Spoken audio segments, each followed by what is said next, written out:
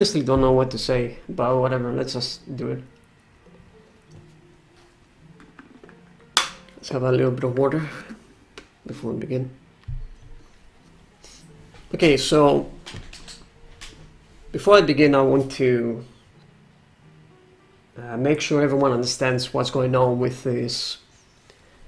What is all bosses regular, right? What is legacy? What does legacy mean? What we have to do in this one. So first of all, we begin from the Elder Colonel's house, but I'm gonna start a new file and do all that stuff. But first I'm gonna explain a few mechanics in the game. What is a boss? Yeah. So I want to explain like a few mechanics in the game, like the weapon swap, what the weapon swap glitch is, and some uses that you can get out of it. Some terms that I'm going to be using in some of the fights later on. Alright, so what makes Legacy so great is the fact that the weapon swap glitch exists. Every weapon in the game has a specific fire rate. As you can see, the Lober has a really low fire rate. It has some delay. So that's the Roundabout. The two weapons that we're going to be using in this category. What the weapon swap glitch does, let's just say that instead of fire rate, we say the weapons have cooldown before each fire is fired. When you sheath the weapon, when you put it away, that cooldown gets removed. So if you spam the weapon swap, you can actually have like a machine gun of projectiles. So that is like the weapon swap glitch. Like instead of actually having to wait for the weapon to go to reach its cooldown, we sheath it and then we release to have its cooldown removed. So that exists only in the Legacy version, which Legacy is the original version of the game. So if we just mash, like I'm doing right now with my weapon swapping button, you see that I have like a machine gun of projectiles. I don't know why Cuphead and Magma like to roll the dice. Gambling, never do it, kids. Alright, so as I said, Roundabout and Lober are going to be the two weapons that we're going to be using, and the reason is they work quite well in weapon swapping. Like if you swap, they don't really have any. They have like good synergy, I guess. Let's just say. Whereas if you test it with some other weapons, like for example spread, you have to have like optimal switching, because sometimes when you switch, you know during fight you might slow down a bit because you do other inputs and such. So with these two weapons, that penalty that you stop switching is not really that crucial, I guess. Also, those two weapons have like a mid-range combo. Like for example, you see that Roundabout reaches I'm standing in number 1, and Roundabout reaches number 3, and so does Lober, and bounces even further than number 3. So those two weapons have like a really good range, and if you jump, you can actually put even more range on the Roundabout, the Lober, I mean. And some other good usages that the Roundabout brings is the fact that it turns around. So when a boss, let's just say that we are fighting a boss here in the phase transitions, and you cannot actually hit the boss. In that downtime, you can actually spam a few projectiles, and then when the boss is vulnerable, you see that you will have about 4 to 5 projectiles hitting the boss with some like a little bit of extra damage. Yeah, easy to use slow fire, so you don't have to mash it hard. Exactly.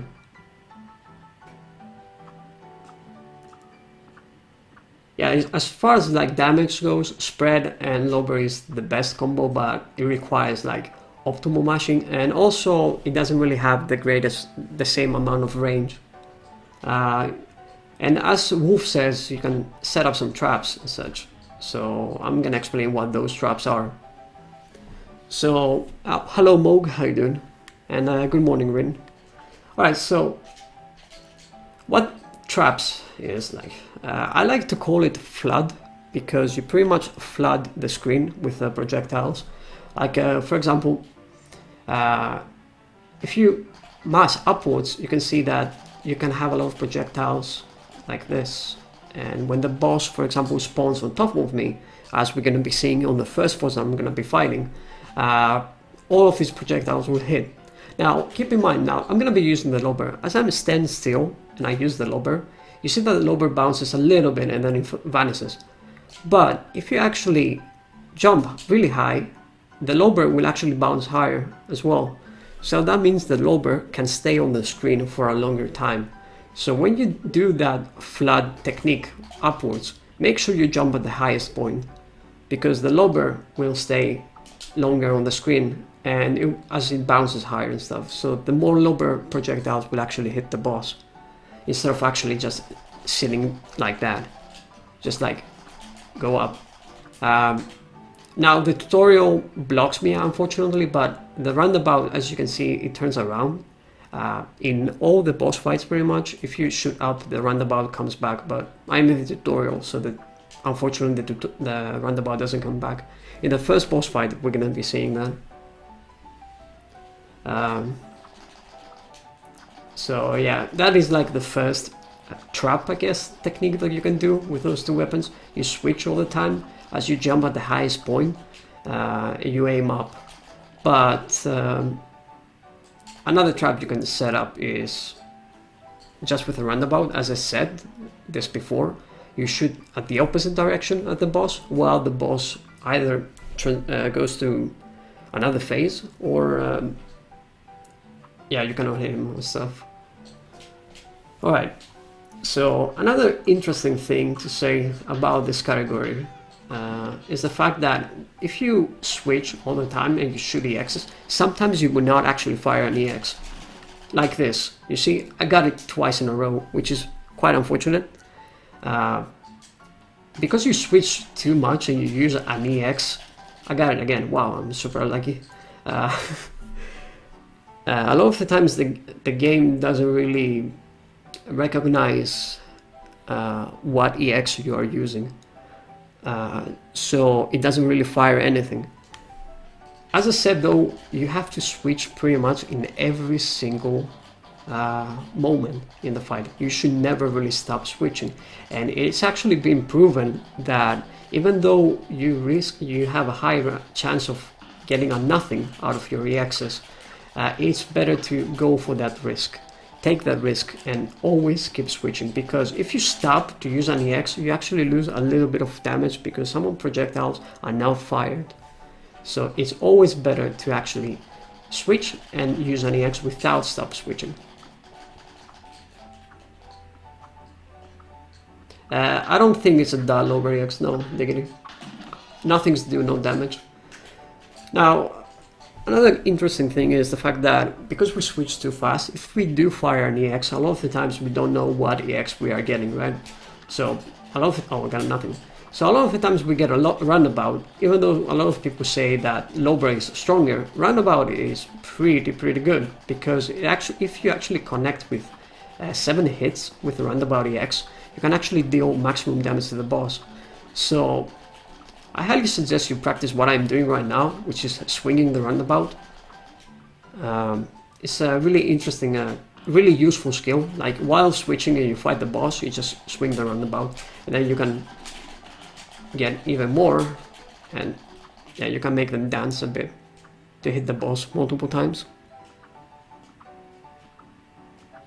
Now it's gonna with every yeah, nothing's gonna happen with every weapon, but if you swap really fast, that usually happens a lot of the time. So yeah, so you swing the roundabouts, and yeah. What I like to do in a lot of the situations is before I fire an EX, I usually jump. So I do like a small jump before I use an EX. It puts like a little bit of arc, and it makes the roundabout EX easier to manipulate. Can I get a roundabout EX, please?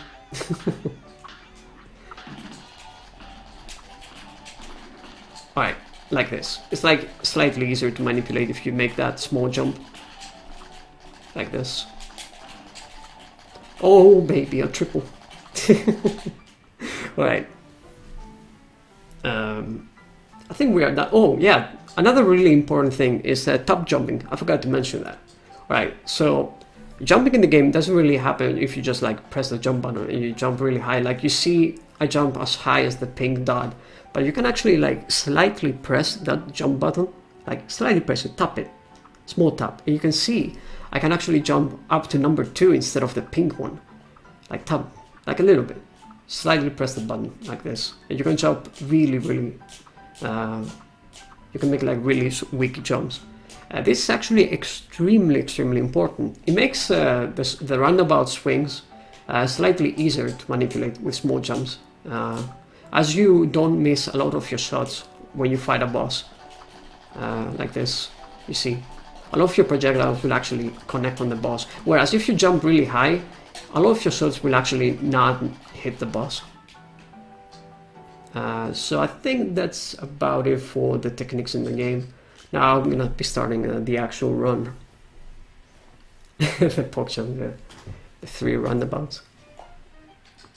Alright. Yeah, Cagney is one of the fights that you have to top jump. We're gonna get to that as soon as I get to that boss. Okay, so what you do, of course, is start a new save file. That's the way you start the speedrun. Of course, you skip the cutscene by pressing start here, and the immediate thing you do as you spawn on the Elder Kettle's house is press start and exit the map. You don't have to talk to the guy, you don't have to do anything else. You just press start, exit the map immediately as soon as the cutscene, like the animation of the Elder Kettle house appears. The glitches, I'm gonna be going every single boss Jill, so don't worry about it. So once you enter the Elder house, you're gonna be wondering what you are supposed to do. Since you have only P-Shooter as your weapon, you need to buy Lobber and Roundabout. In order to buy those weapons, you need to have a total of 8 coins. So what we're gonna be doing to get those 8 coins is get our free 3 coins from this NPC, the Ampo NPC, which, by the way, it waves as we approach, I think, right? That's how it works. You see, waves as we go away. that's actually kind of funny. And we're gonna get another 5 coins from the first running gun level of the game, which is Forest Follies.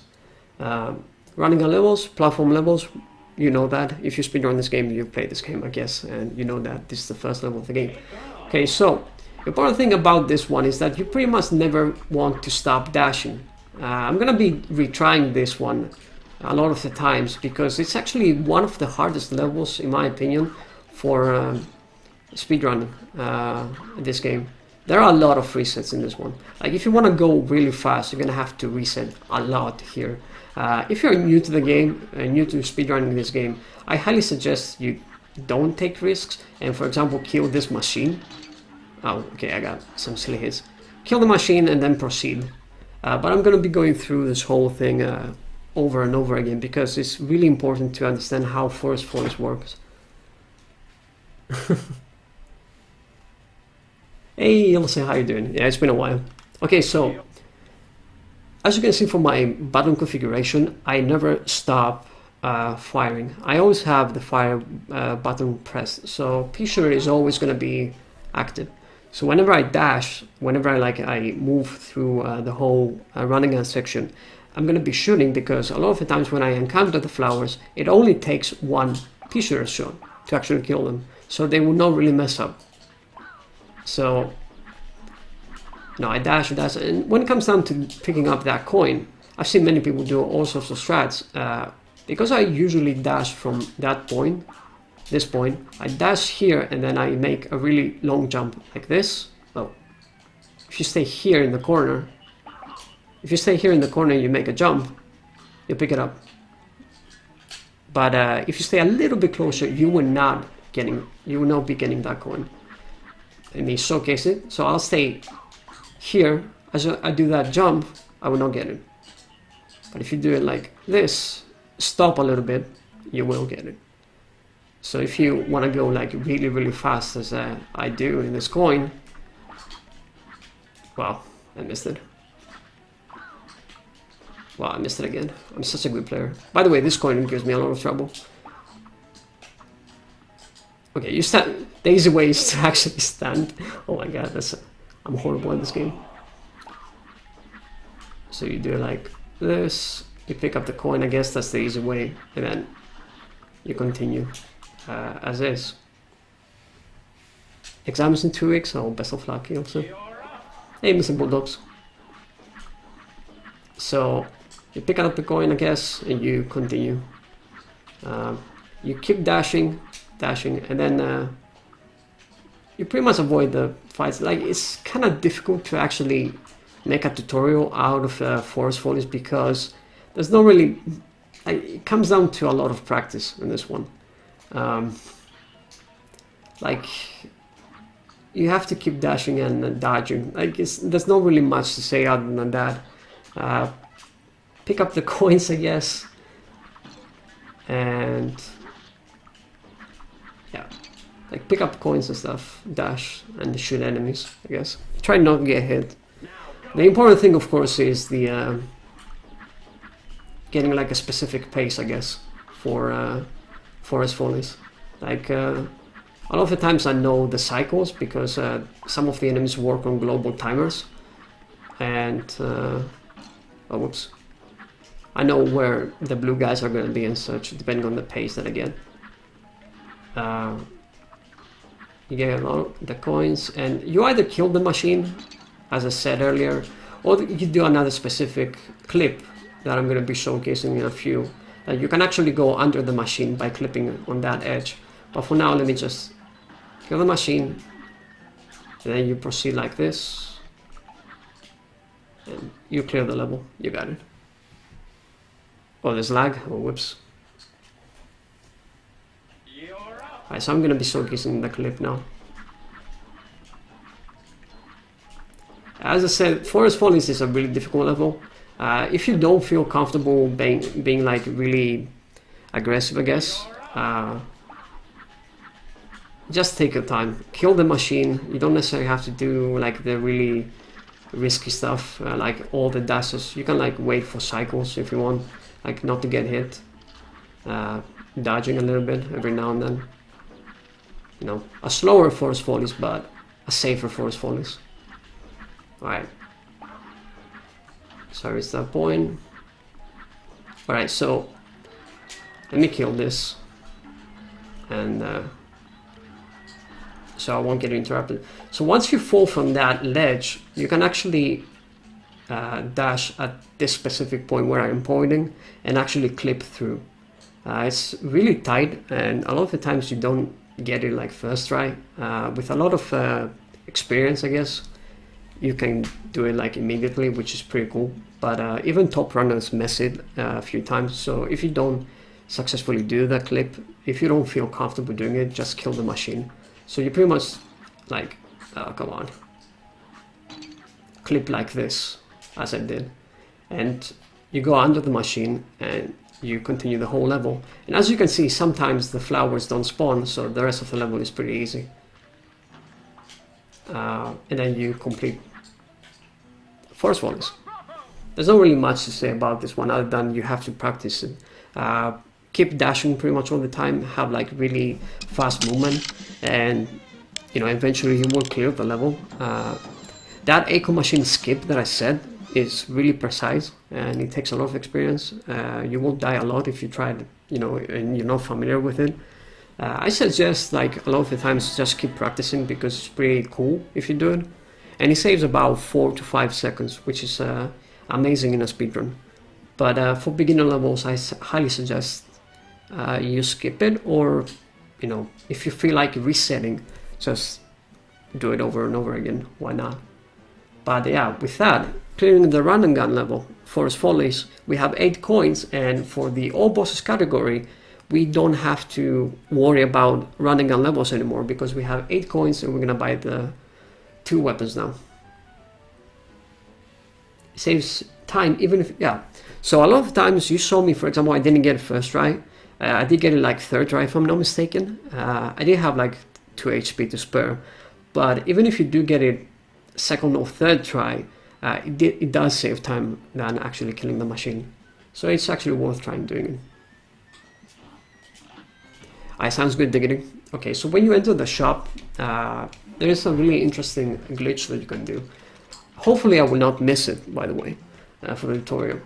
You start from chaser, so you have to buy Roundabout.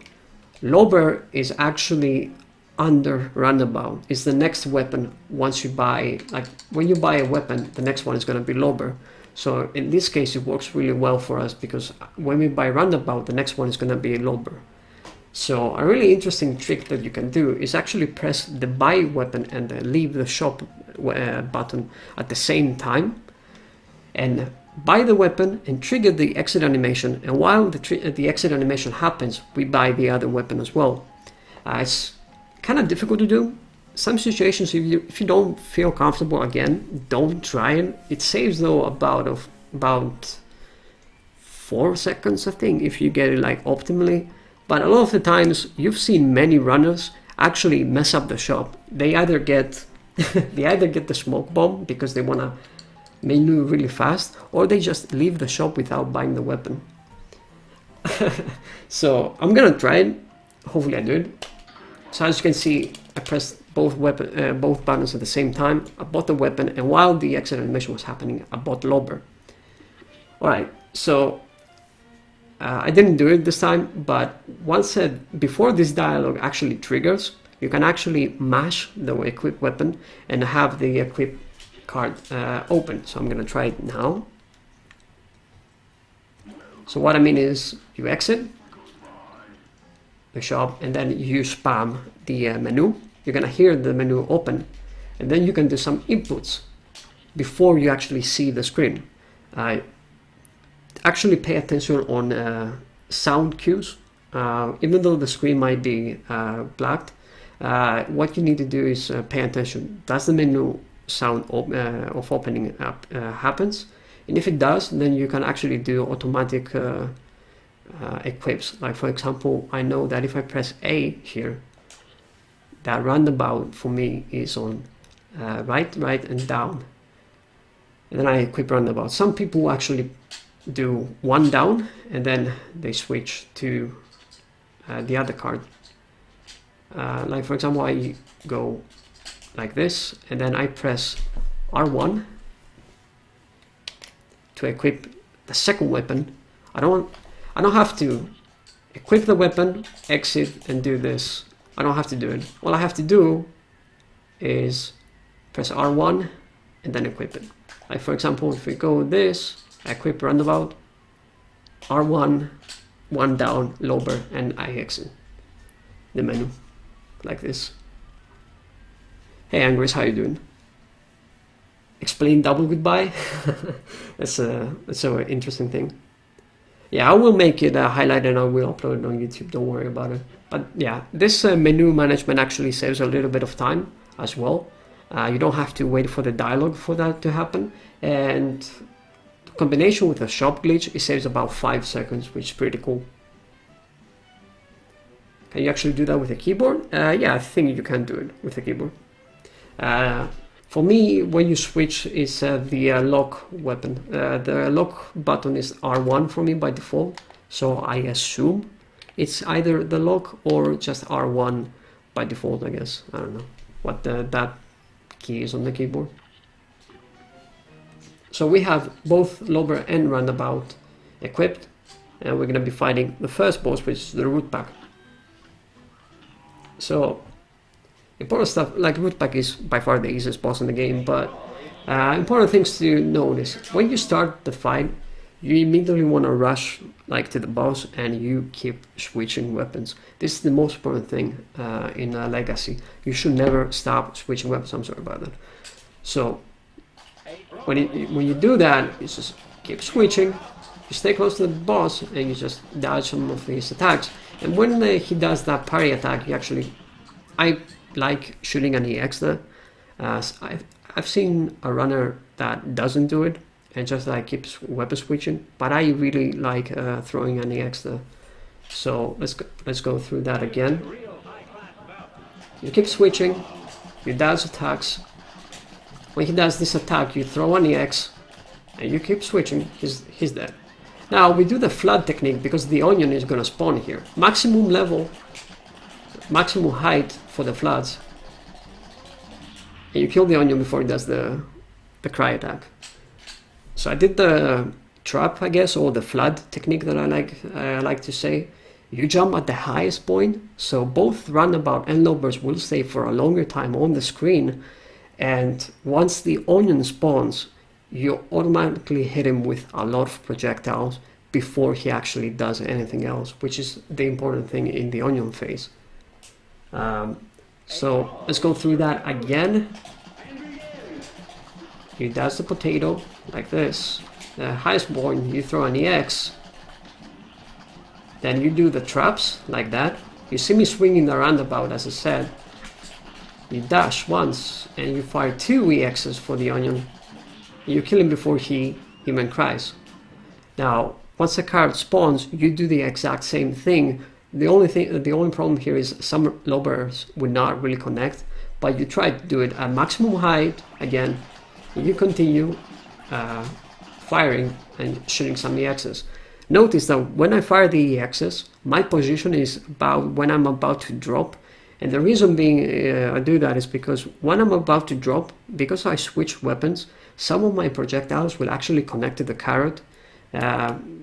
Otherwise, it wouldn't even connect. So let's just go through that again, like real quick. I hit the potato like this. Fire the EX, keep switching, and we set up a trap now to the onion. Like this. Fire 2 EXs for the onion. He dies before he cries, and then I'm gonna be using the EXs when I'm about to fall down. You notice that I didn't really miss any projectile at all, and that fight is gonna be around 30 or 31 seconds, which is really fast fight. Yeah, I got a 30-second fight, which is pretty much one of the most competitive times out there for this fight. So keep switching. This is the important thing. Never stop switching. You see me, I was aiming up, I was setting up the traps, I was firing the EXs. I never stopped switching weapons throughout the whole fight. This is the most important thing in Legacy. Never stop switching weapons. Like, never stop, unless you set up specific traps that we're gonna be I'm gonna be showcasing later on, but that is like the way you do root pack. Take a note as to how I use my EXs there. I use 1 EX for the potato, I use 2 EXs for the onion, and another important thing that I did was when I got the roundabout, I made sure that that roundabout actually swung back. That is like really important thing. Make the roundabout EX swing. If you cannot do it, it's alright, you're gonna lose a little bit of time, but I highly suggest you practice it. Also, another thing that I did was a few thumb jumps every now and then. I was not pressing jump all the time, like at the highest point. I was making top jumps, and when I was setting up the traps or hitting the carrot, I was jumping at the highest level, the highest height again. And the last thing I did in the carrot is using the EXs while you're about to fall down. Following these steps, you'll get a really good fight. For beginners, I would say that a 33-second fight is a really good mark as to how good you've done this fight. If you aim for competitive times, 31 is a must. And of course, if you want to get like better times, 30 is a great one. 29 is a goal that is highly unlikely, but it's really nice to have. So moving on now to Ribby and Croaks. This fight is actually based on RNG quite a lot. There are 2 specific attacks that you can get in the first phase. One is the front frog will do the punches, which is the simple one, and the other one is the flies attack. Now, I'll do the punches first, which is the first one. What you do here is actually always just weapon switching. You don't have to care about anything else. Use like, I don't know, 3 X's I guess here, and you will always get like a skip. Jump above him, and then you'll see that you will not get a second phase. You skip it because you do a lot of damage. It's a really long attack, so you don't get a second phase if you do it correctly. Now, another interesting visual cue about this one, let me get this attack pattern again. is the fact that I look at the background environment and I see specific bosses as specific like NPCs, I guess, on the back, and I position myself based on that. Well, can I get this attack, please? Again. I never get it. So the safe spot with the punches is in the position where I am. You see that in the background there's a fly that is wearing the brown clothes, the female fly, I guess. I stay a little bit behind her, and if I stay here, you'll notice that the punches don't hit me. Like the boss don't hit me, and if I duck here and jump, like the fly, the punches don't hit me, and the frog doesn't hit me. So visual cue, this fly over there that's wearing the brown clothes, you stay here and you fire with your weapons. As you can see, I'm not going to be damaged by both the frog and the punches here. Yeah, I'm going to go through that wolf real quick, but now here's the second part, which is if I get the fly's attack from the other frog. There is a really interesting skip that was found. You can actually like get a really like fast fight, but first I'm gonna cover the what we know about like 2 months ago. So you do a lot of damage here, about 2.5, 2.8 cards of damage. This is like the rookie way to do it. Like you do that amount of damage and that frog will actually do the punches. Now you go all in. You go like crazy, all in. Oh, I got nothings. Alright, let me do this again. Note to mention that this is actually riskier. This is actually way harder if you do it like this. A lot of people had trouble, I remember, in the community when we were doing that. So he does that attack and you go all in. I've actually haven't done it in a really long time. Oh, I failed it. Well, you know what? Let me teach you the easiest way. So you see me, I stand here on top of his foot, that frog's foot. Okay, so you stop. You stop on top of the frog's foot, and you. I think ducking is a must, and you shoot at the frog. Notice that you will actually hit the frog, both frogs' hitboxes, and you gather more EXs there. That will allow you to have a lot of EXs and use them to actually skip a phase while this is happening. So if I get the fly's attack, I'll showcase it. You'll see the EX cards gather. Like I gather a lot of EX cards. Right. There we go. So you see I get a lot of EX cards. I get like double the amount of EX cards. I use all my EXs here. I might not get the skip. I didn't get it because I fire a lot of nothings. But notice that I do get a lot of EX cards because I stand on the foot there. I'll get hit. I don't care.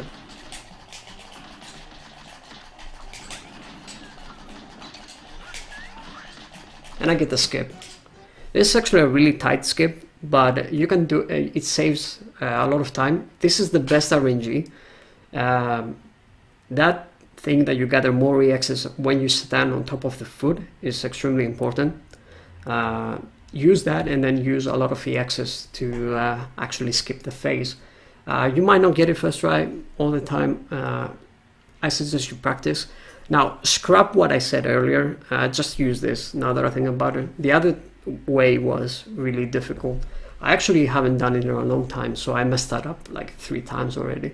So just go ahead and do this. If you fail, it's alright. You're gonna lose like 7 seconds, but for beginners, it's alright.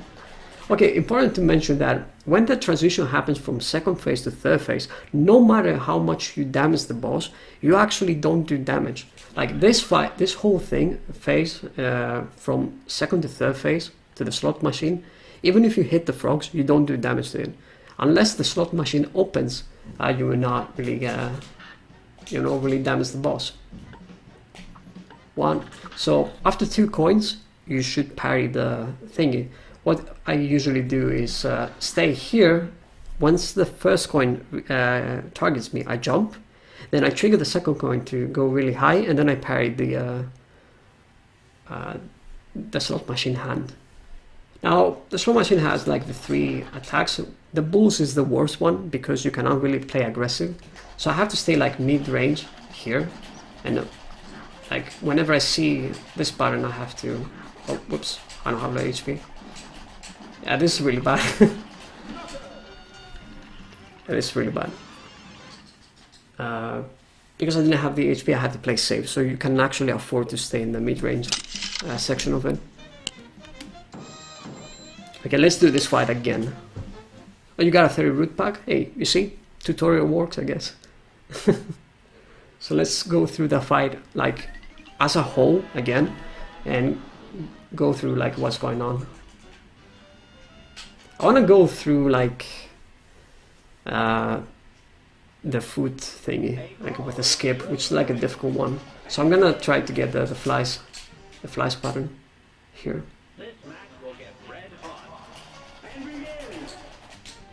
Okay, give me flies button so we can proceed. Wow, I never get the flies button. Okay, this fight has been actually tragic. Never like it. There we go. On top of the food, you gather a lot of EXs.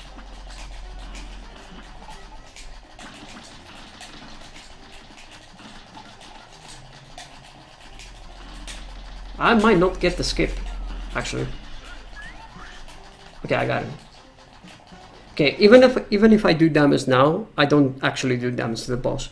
The reason I do hit him though is because I want to gather EX cards. You still get EX cards, but you actually don't do damage until the slot machine opens.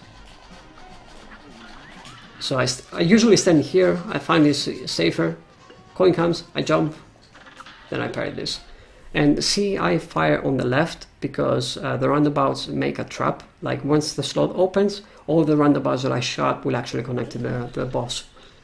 I shoot there, and then the tigers make small jumps and use the X's.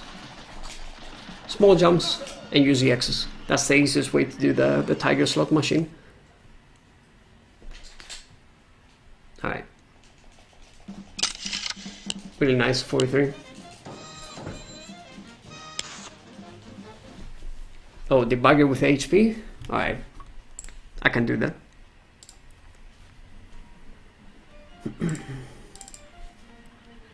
Alright, give me a second. This actually is good. Good thinking, Luigi. Hey, where's the controller now?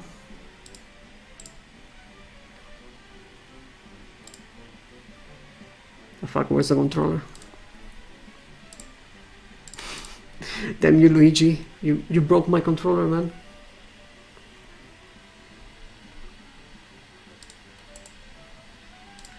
God damn it.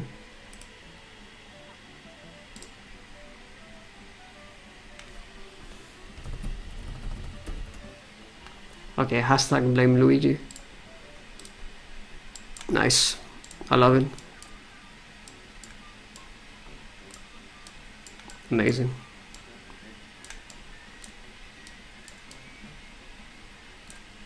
Wonderful.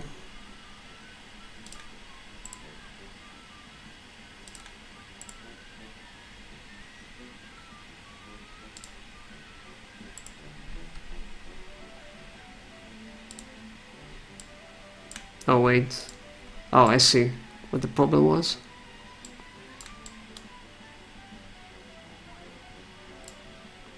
Okay, something like this, I guess. Whatever. I fucked it up, but hey. Okay, window capture.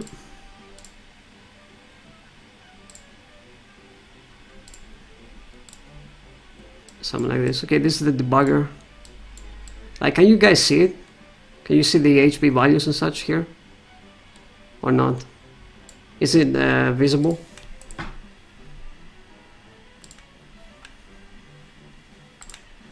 Yeah. Like, how visible is it? Okay, so let's do it again to showcase that specific thing. Is it way too small?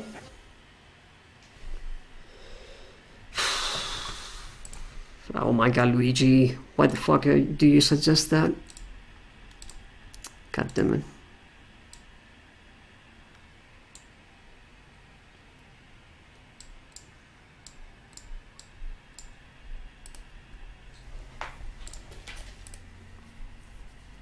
Now I have to do some editing. Fuck.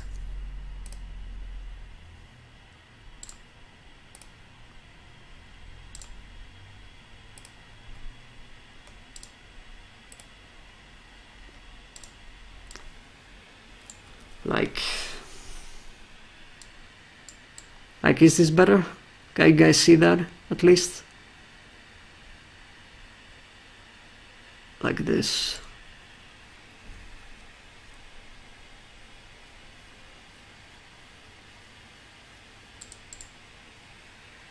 Okay, it's visible now. Alright, so what I'm using right now is the debugger, and it shows like HP and a lot of stuff like that. Fuck. You cannot actually use this in runs, but for educational purposes, we're gonna be using it now. And I only care about the HP values. So let's just zoom in for the HP values. Like this, I guess. So I only care about the HP values, so let's just keep it like that. Okay, so now that I enabled the debugger, you cannot use it in runs, as I said, it's just for educational purposes. You can see now that I am in the third phase and the HP doesn't change. No matter how much I hit the boss, the HP does not change until the slot machine opens the door. That's like quite important to notice that. So as soon as the door opens, you can see that the boss will get damaged once the door opens, like that.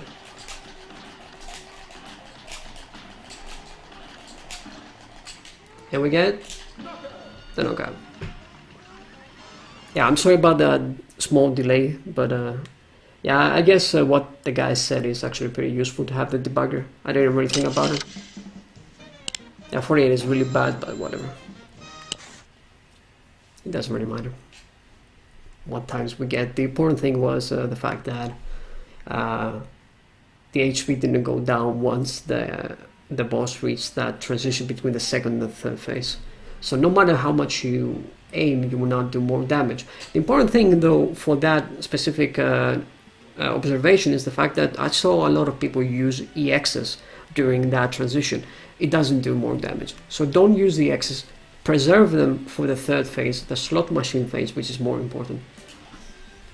Next fight, moving on now to the next fight is Goopy Le Grande.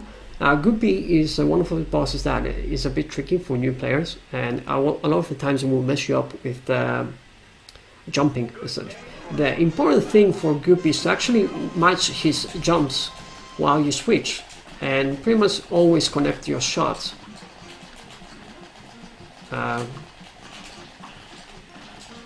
Yeah, like match his movements as he jumps around, and you'll be fine. It's like a really fast fight. I was about to kill him now, but let's just go through that again. In the beginning, what I do is make a small jump, and then I immediately turn my focus the way he jumps, like the other phase.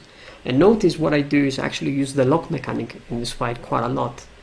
Lock mechanic is with this button, the R1 for me, and I find this to be extremely useful, as a lot of the times he will jump above me and I have to actually keep all the shots connected to him, and I have to shoot diagonally. So once again, I move, I jump with him in this one, like this, use the lock mechanic, jump, jump, jump. Then he goes to this phase, use all the X's here, all the X's that you have,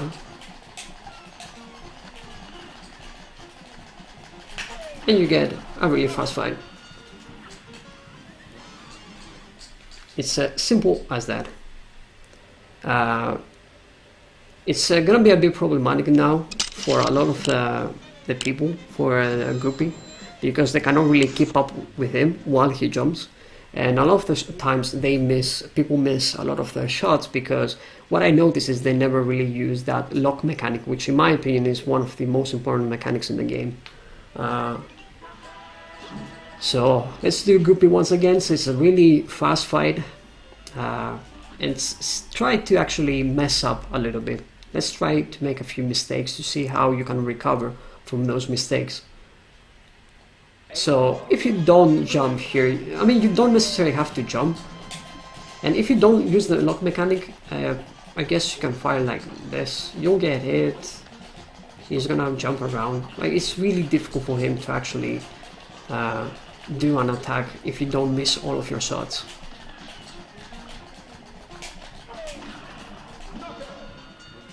So I missed a little bit of time because I missed a couple of projectiles on him. So you see that's like the time difference. I got a 23 here, a really high 23, and I got a 22 in my previous fight. And the reason was I missed a couple of shots.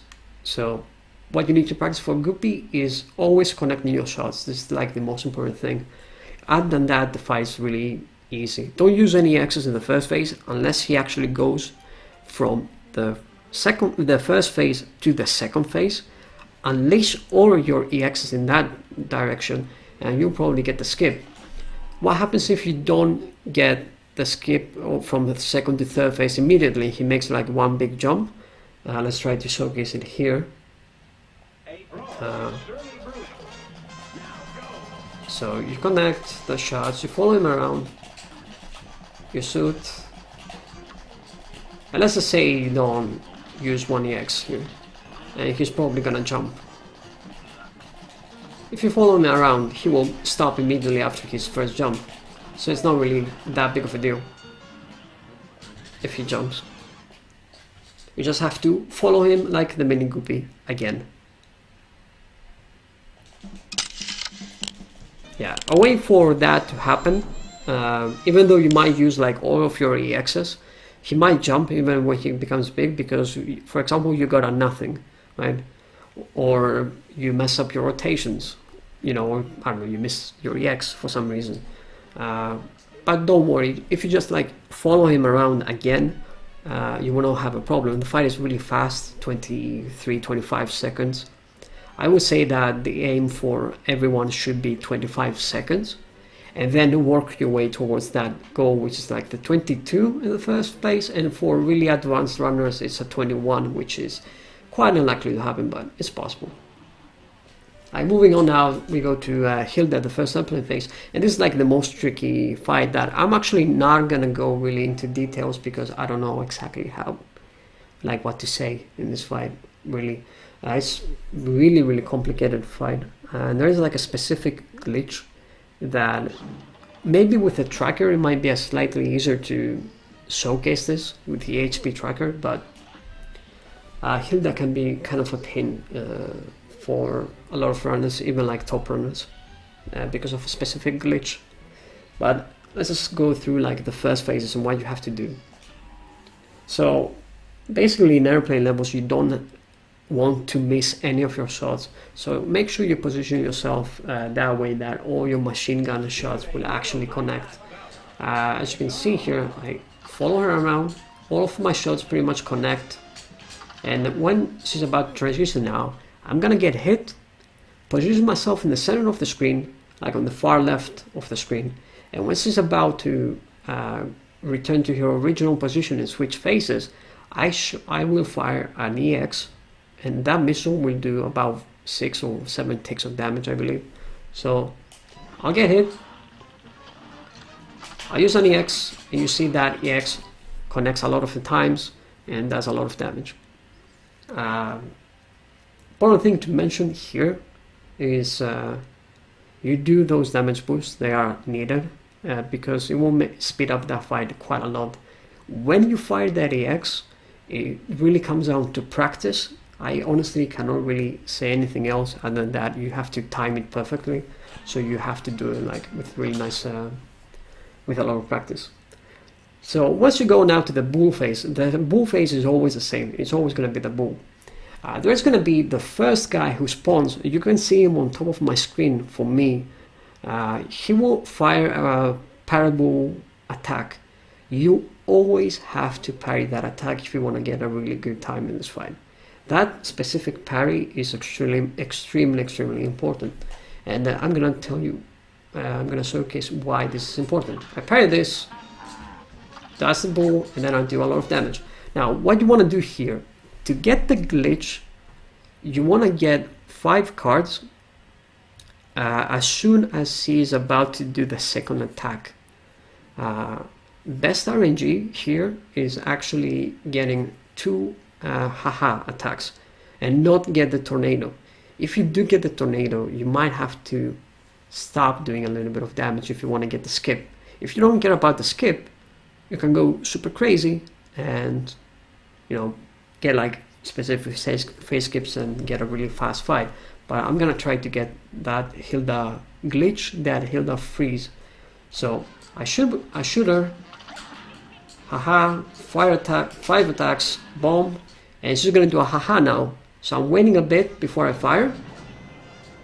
She did the haha, and then I have enough for an EX. I'm gonna do another damage boost and hope that I will get the freeze. Damage boost, EX. I didn't get it.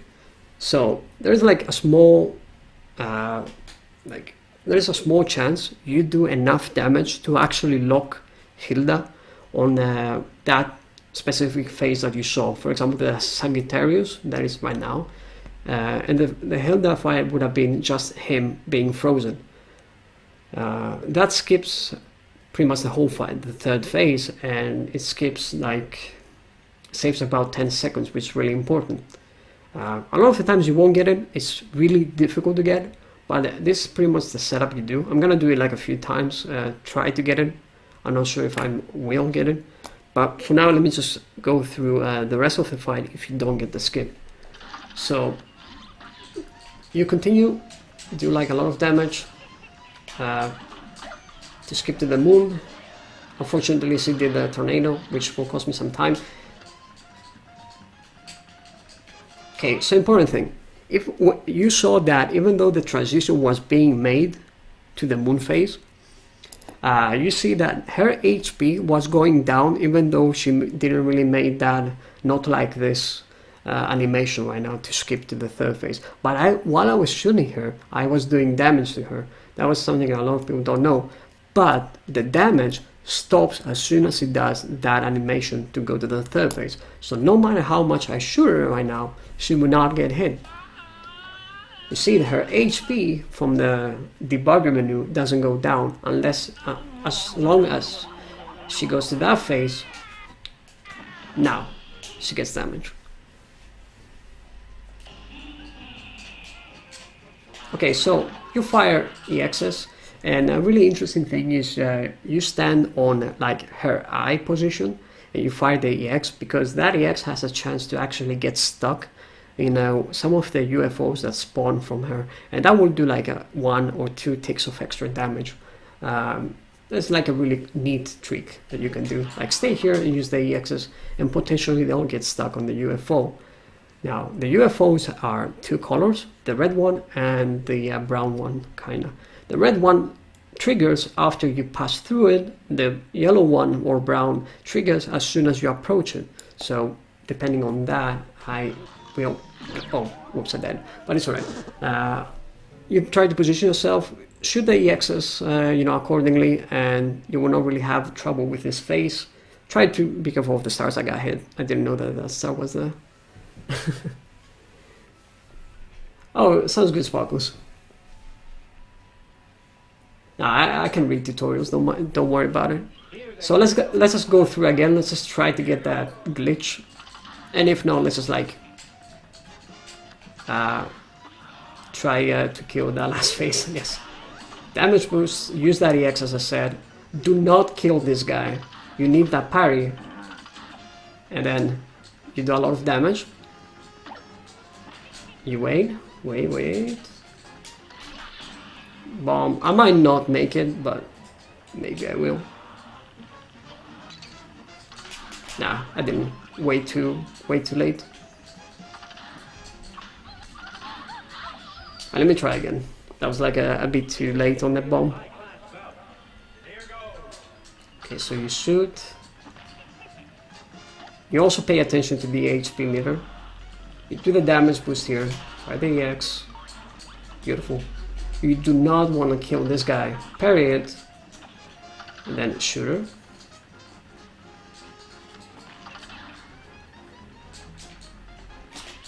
Haha, use bomb. Shooter. You might barely make it here with an EX. Damage. Oh, I missed it.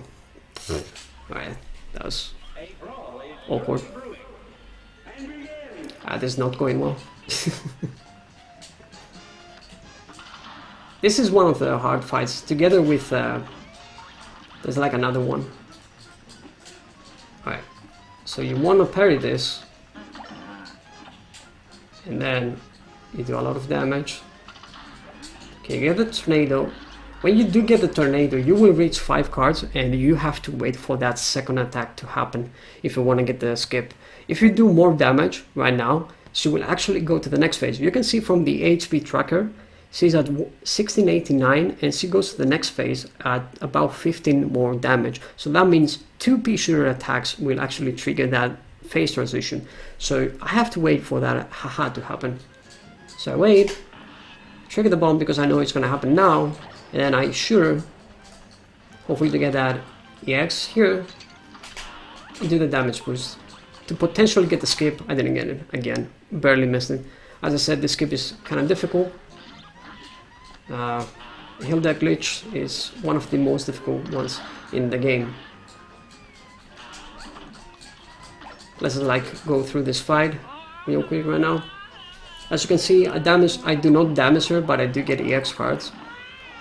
Once you are in that phase, the UFOs are not really that big of a problem. You trigger them by either approaching or going under them, like this, and she's dead. I'm gonna try one more time to get the glitch. If I don't get it, then I will most likely, because I will upload this to YouTube, I will try to find a clip to actually have a link in the description with the glitch, because I want to like continue the tutorial. As I said, the glitch is kind of tight, really difficult to get, but like this is the way to get it, unfortunately. Alright, so one more time. Try to get it. Hopefully we do get it. It saves like 10 seconds, but if you don't worry about it. It's not something that beginners should worry about, that glitch. I think it's nice to give it a chance, because you know, you never know if you do get it, but for now, this is like the way you do it. This is the setup. I just edited the video. Oh my god, I was paying attention to the chat. No, I'm not gonna edit the video. This is live tutorial. This is legit stuff. Okay, position yourself like this. You do not want to kill this guy.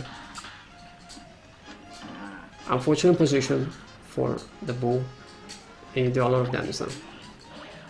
Because I got the tornado, I have to wait for the next haha. It's gonna happen now. This might be good.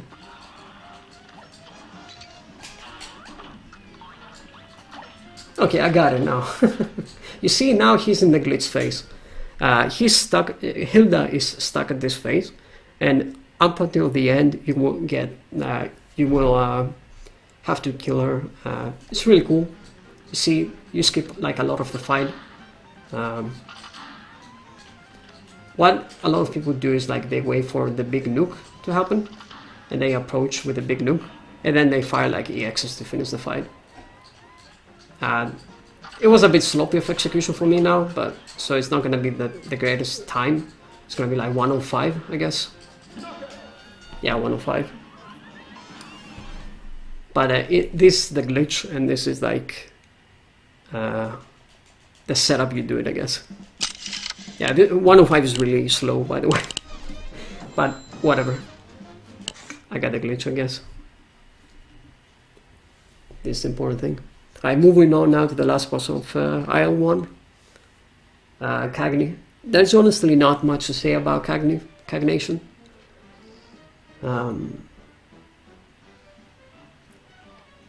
Cagney is one of those bosses that top jobbing, as I mentioned, is extremely important. So what you have to do is position yourself really fast on that first platform in the the edge of that platform, I guess.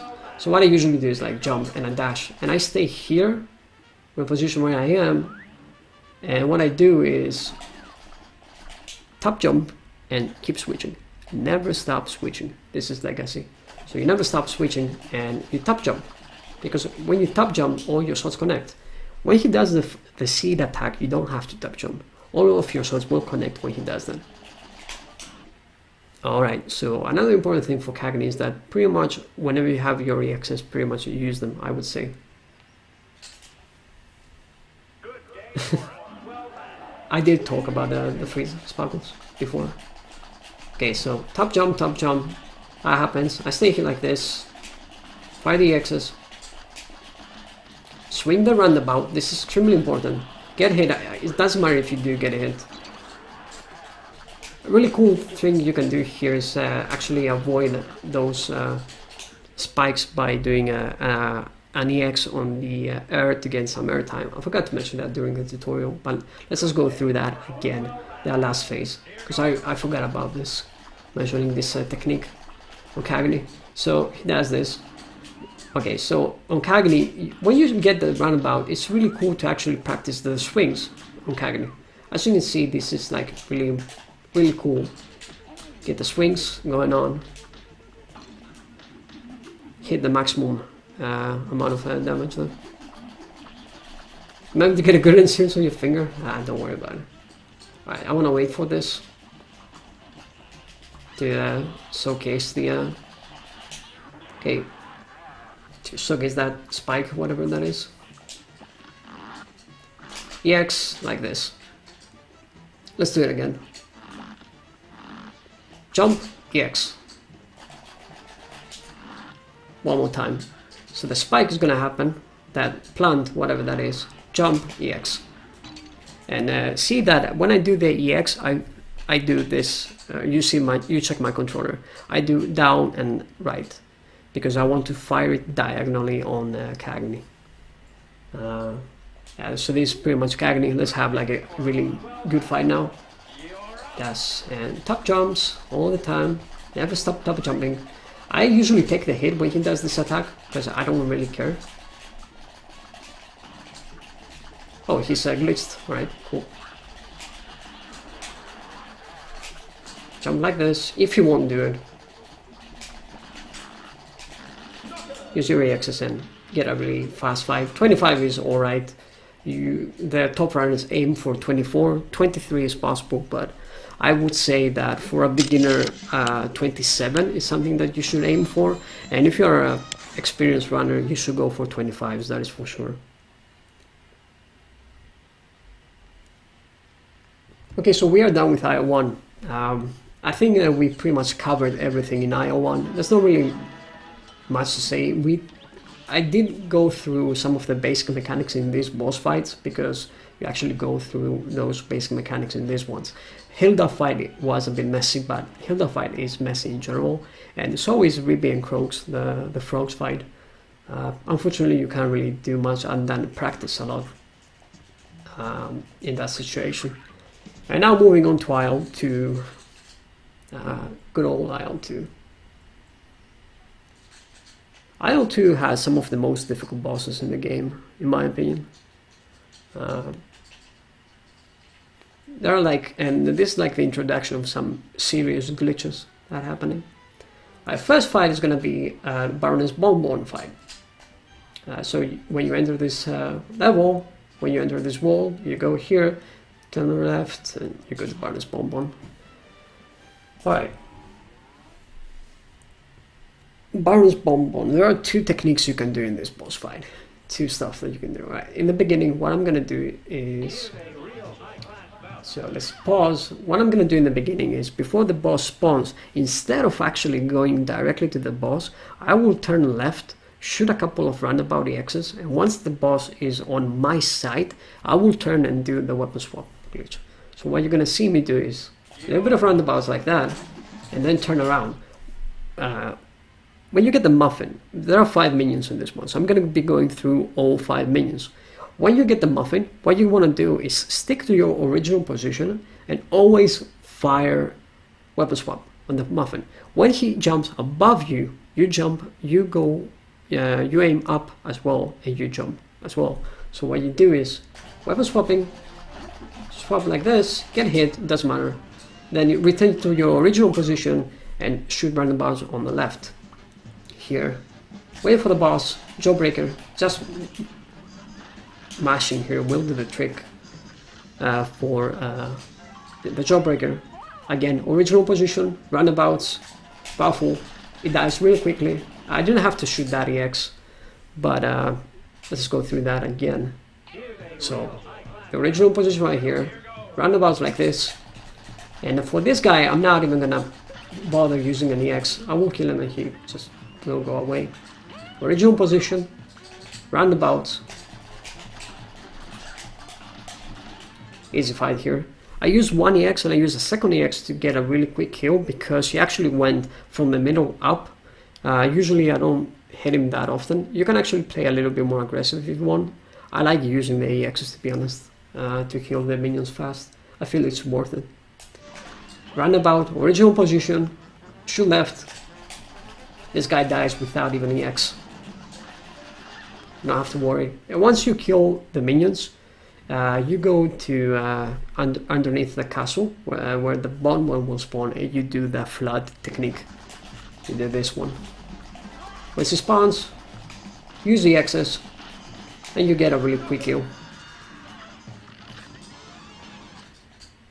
I got a 34 with a Jawbreaker and Gumball Machine, which is one of the best times you can get with the RNG that I got.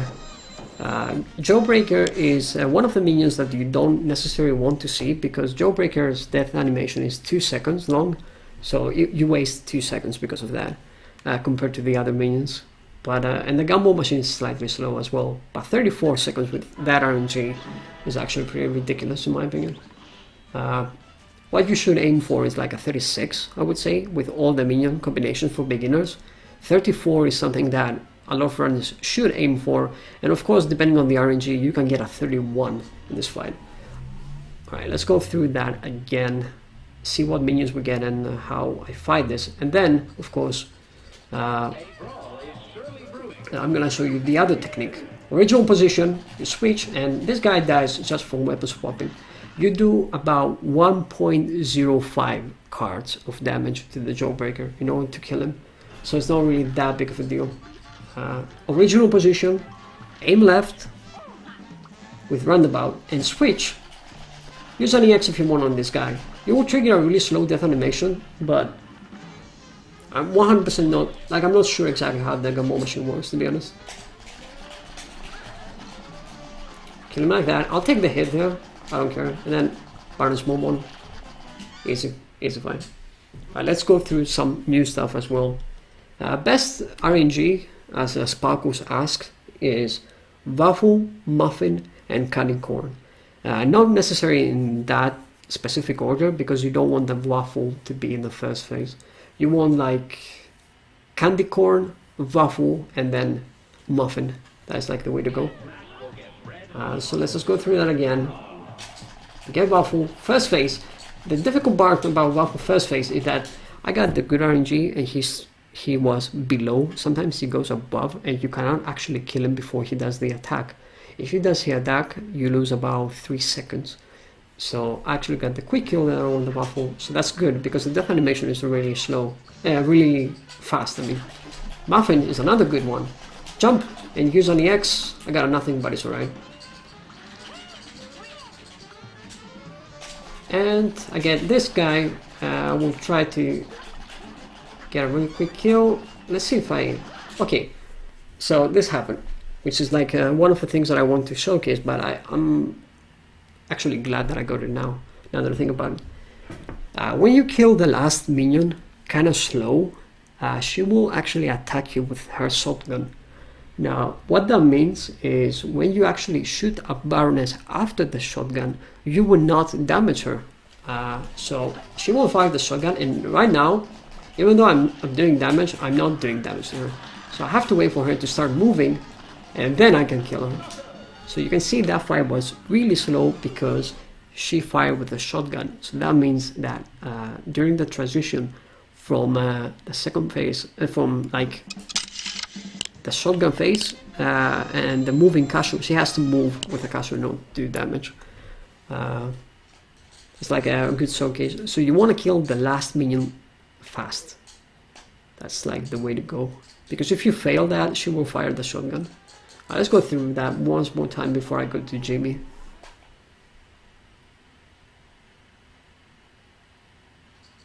Alright. Let's see. This guy dies with just weapon swapping. It's not a big deal. Also, keep in mind that if you get hit, it doesn't really matter that much in this game, in this fight. It's not a difficult fight. You use your HP as a damage resource, a damage boost, like damage boosting. You aim up, use an EX, you kill him really fast. Original position, aim right, aim left. Get this guy, which will cause me trouble, I think, because she might fire the shotgun again. No, she didn't. Okay, I killed that way too fast. No. Cool. And she's dead. Now I'm gonna go through one last thing because I forgot about it, which is like a new technique that some people found out, and I personally don't like it that much, but some people say it's faster, so I don't know. So you can set up a trap right in front of the door. Do it like this, and then I don't know, whatever minion you get, you can kill it fast, but I think it works well on like 2 or 3 bosses. Okay, so you can see the buff of first minion is actually bad. If he goes above, you have a high chance of not getting the quick kill there, which is really unfortunate. Okay, all the things that might happen in this fight happening right now, which is pretty good for a tutorial. Okay, so set up the trap here, I think. I'm not sure where I'm supposed to set the trap. I think this guy is a really bad minion for this situation. But yeah, I'm actually not familiar with what is the better way to set it up. I think you do it right here.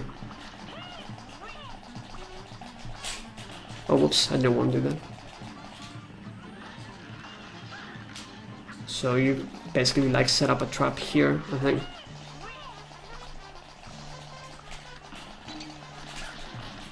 I'm actually not sure what is the best way. I highly suggest not to do that because it seems kind of weird, to be honest. So I actually have not practiced this as well.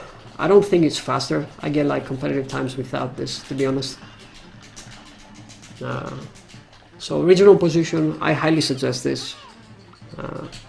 It's like the safer for every single combination that you get. And also like a better one in my opinion. Get this guy. Then go to Baroness. She might fire the shotgun. No, alright. Has nothings. And you get the kill. It's a really slow kill, but I got the butter energy there.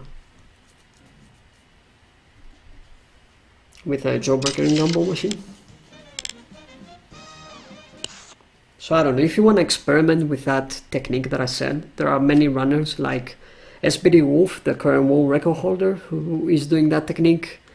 Luigi is doing that technique as well, and then the Mexican runner. I personally don't like it, so I don't go for it. Alright, so we have the introduction of the second airplane fight, and this time we have another upgrade in the airplane.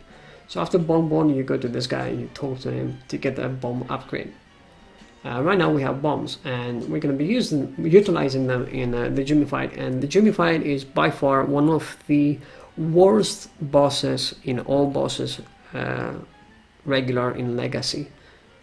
He's one of the worst bosses, so if you have trouble with him, do not really worry about it. Before I go through this fight, I'm going to be explaining a little bit of weapon swapping in this situation, because weapon swapping doesn't work the same in airplane levels as in normal levels. So remember when I said that weapons have a cooldown?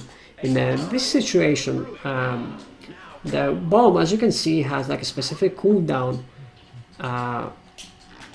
What you want to do in the weapon swapping is, when you have the machine gun, you want to tap real quick with a specific rhythm, and that rhythm should be the bomb cooldown rhythm. So you see that rhythm that the bombs have right now? You want to have that rhythm. Two quick switches. You see me having like 2 quick switches. Let's do it again. Once again, from machine gun, quick switches,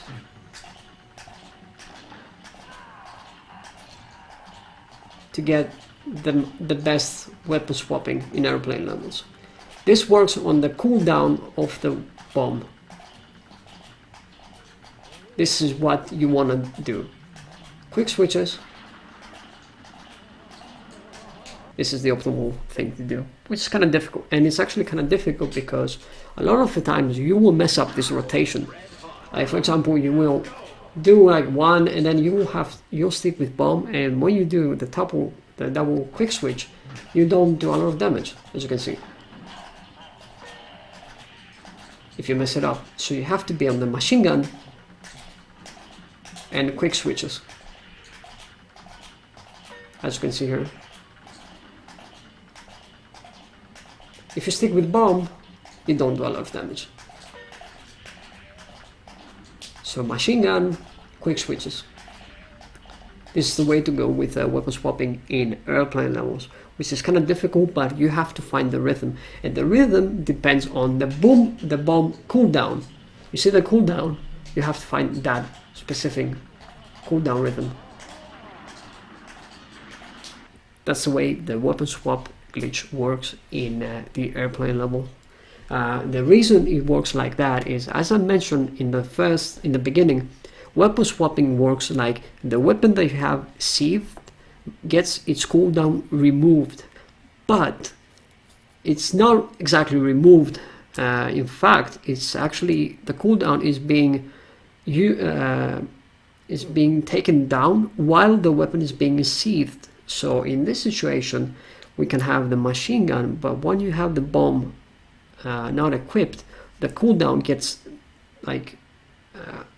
down like when you have the bomb equipped. So for example, if I fire the bomb and I don't fire, the next bomb is going to be immediate, because there's like a cooldown and it gets removed, as you can see. But the cooldown is that. Combines both fires. Yeah, it combines both of fires. I agree. So let's go again. Quick switches on the rhythm that the bomb cooldown has. That's the way to go here. If you mash all the time, you will actually miss a couple of machine gun shots. I forgot to mention that, but I've seen a lot of people just keep mashing like this. Look at this. You actually miss a couple of machine gun shots, like 2 or 3 every time you do a rotations. But if you do a quick switch, you don't lose any of the machine gun shots. It's really important.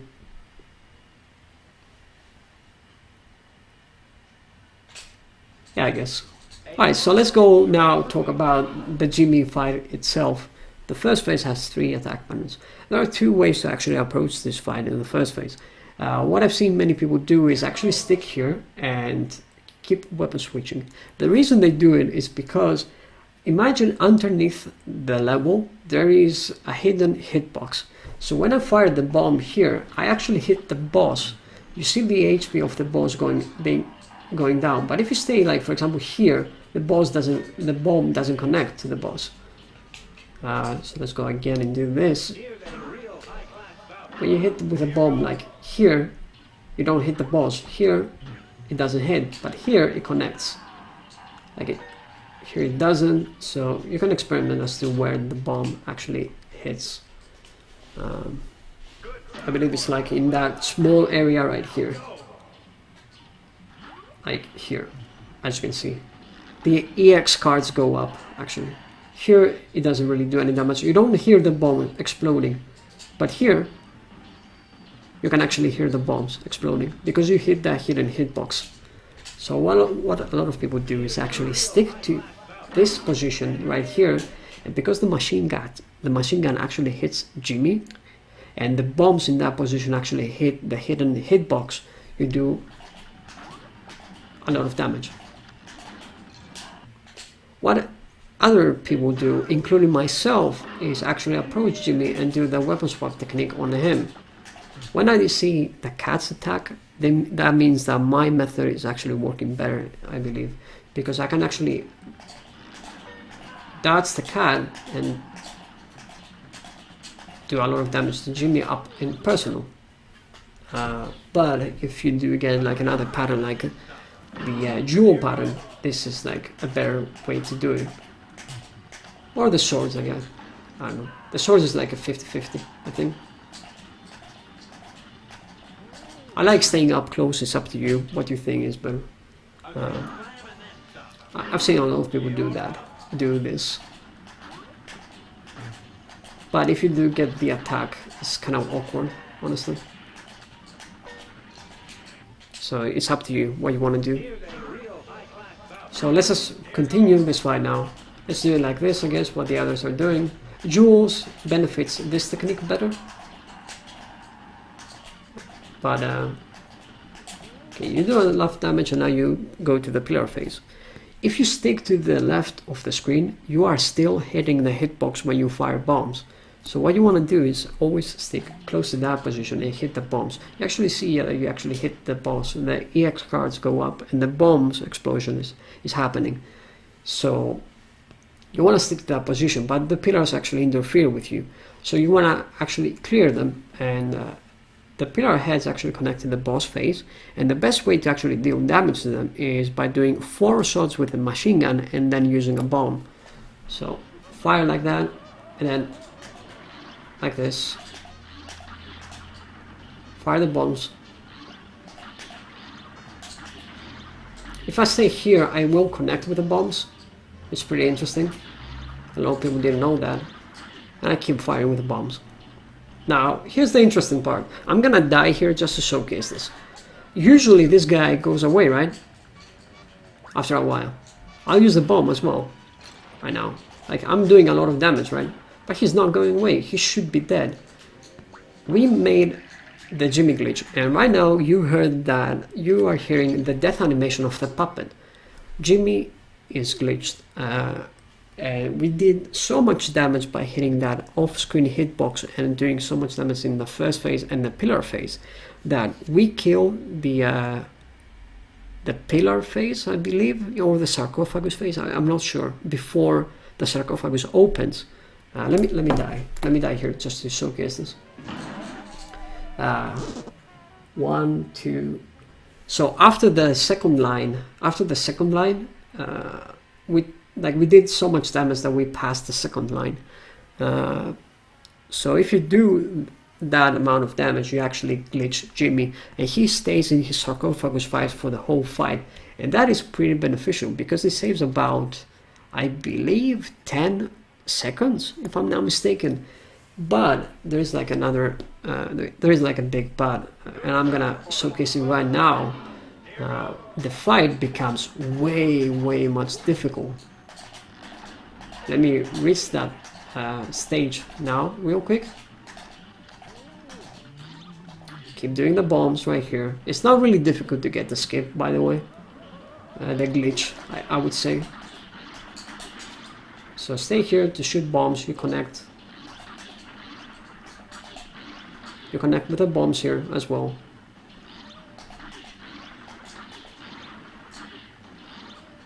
like this. You keep connecting. And look at this. In order to maximize your damage in this fight, you have to hit with weapon swapping. That means that you have to do like the quick switches and you have to connect with the bombs. But because in the sarcophagus phase the head goes up and down really fast, it's extremely difficult to hit the bombs. So what you have to do is actually stick really close to his face. If you are in that position where I am right now, you will not get hit by the face and you will not get hit by the attack that it does. As you can see right now, like that UFO attack. He will not hit me. But as you see, I get hit now. The ghost RNG in this situation is really, really messy. And it can really mess you up. Like you will get hit, or if you are in 1 HP, it will kill you. A lot of the runners have died in this fight because of that reason. Like of the ghosts.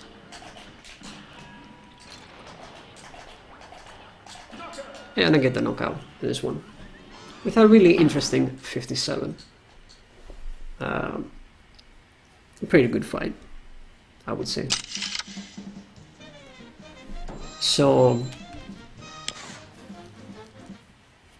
if you are a speedrunner who wants to compete, I guess this is something that you have to do 100%.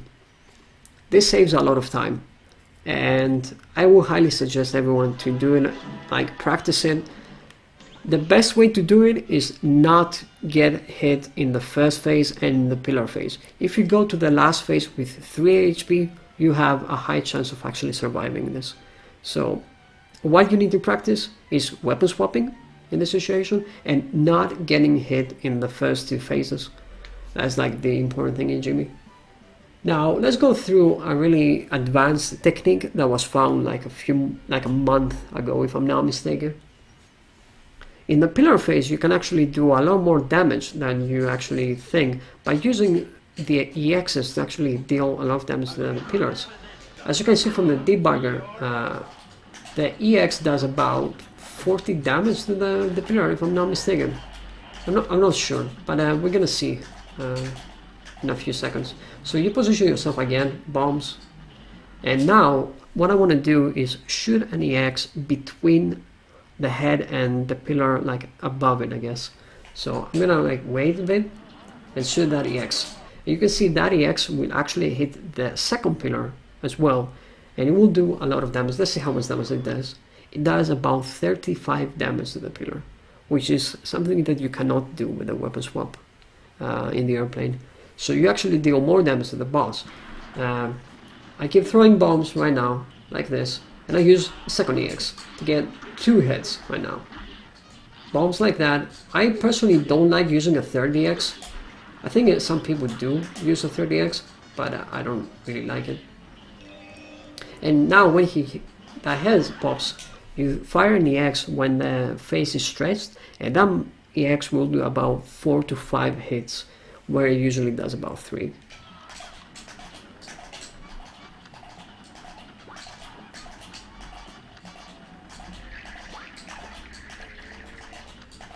So this fight is slightly easier because it's faster right now.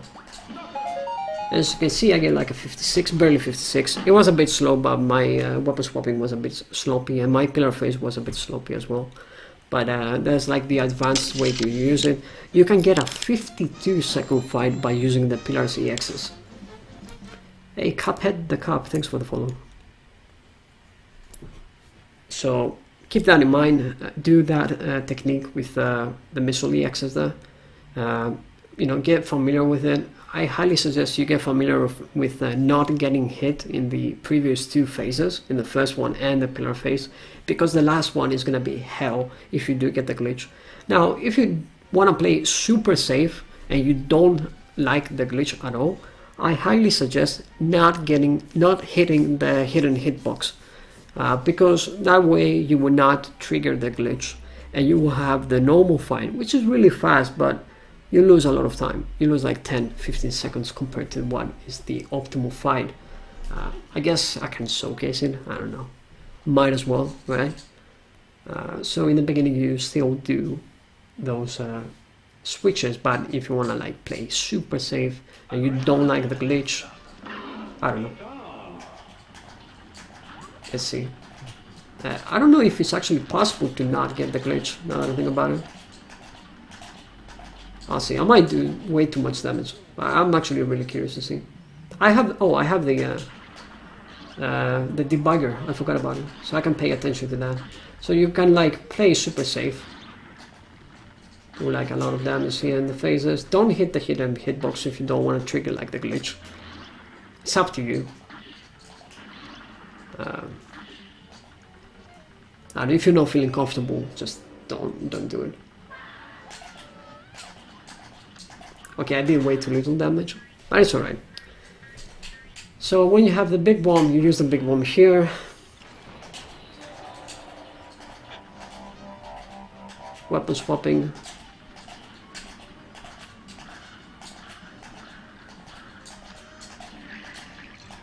Really fast phase. Bomb. I actually forgot how slow this fight is without the glitch. It's been a really long time since I've done this without the glitch. And you get like a 110, so you can see that you lose quite a significant amount of time if you don't get the glitch. Like I guess you kind of get like a 107 in this situation, but still you lose about 10 seconds, 10 to 15. Worst case scenario, you lose like 18 seconds. So if you want to be competitive, I highly suggest you do get the glitch and you do practice not getting hit in the first and the pillar phase as well. Alright, moving on now. You need to go? It's alright, Justin. Thanks for stopping by, dude. Appreciate it. Now we go to the first fight, that is the super glitched fight, I guess, in this situation. And it's one of my favorites. Now on screen it will be a bit messy, and because I don't have the best bitrate and such, it will look really bad, so don't worry about it. Hey Ilse, you missed like a couple of bosses. Welcome back. Okay, so this fight, do weapon swaps, right? And he went to the second phase. Well, guess what? You can actually do a specific interesting thing. You know, you don't want to like fight this guy normal way. No one likes fighting this guy normal way. Alright, so the important thing to notice here is you can actually do about 1.5 cards of damage before he does his first attack. So I do that a little bit like this, and you can see that he will not transition to the next phase. So right now, what happens if I go super crazy?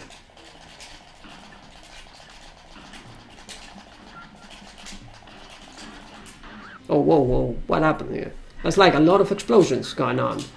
And according to the debugger, I have one of the phases does not exist.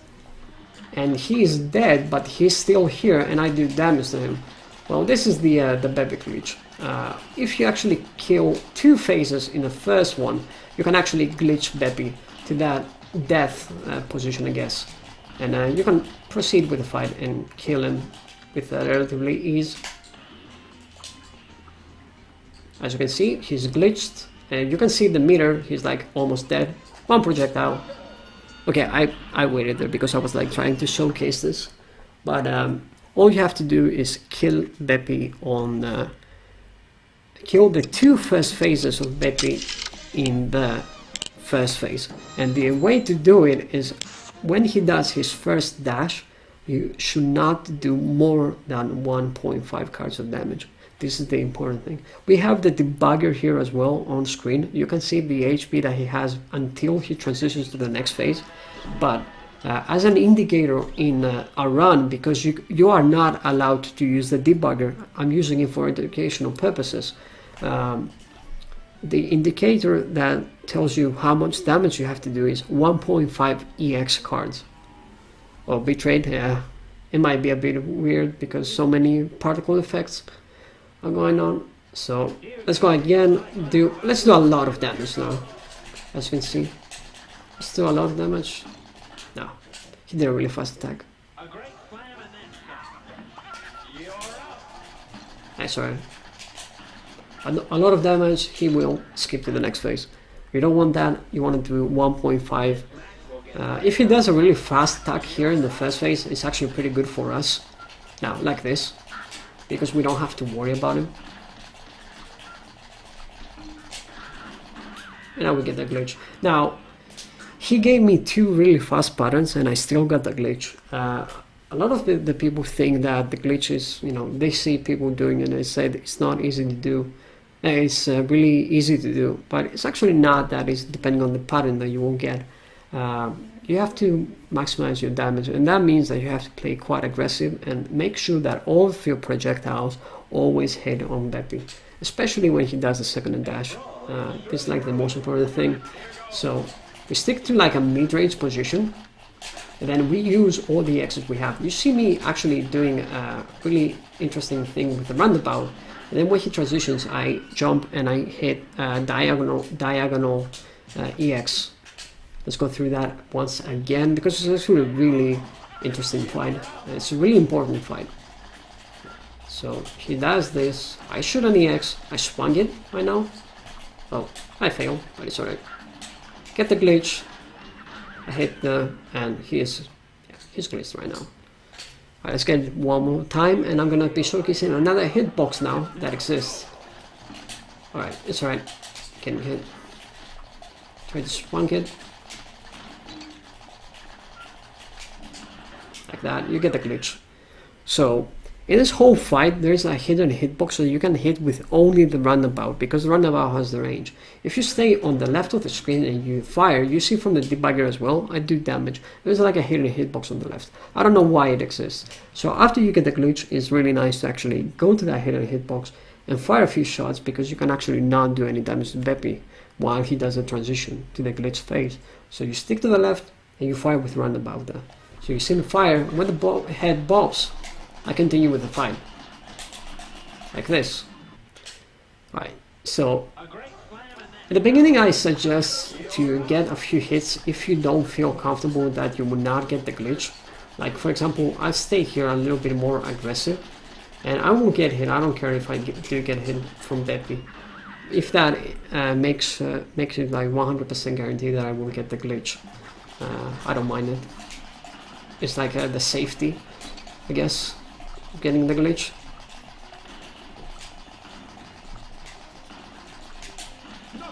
And I get a really, really fast fight. 31 is one of the best times that you can get in this one. World record, well, guess what? World record is by me, 30 seconds.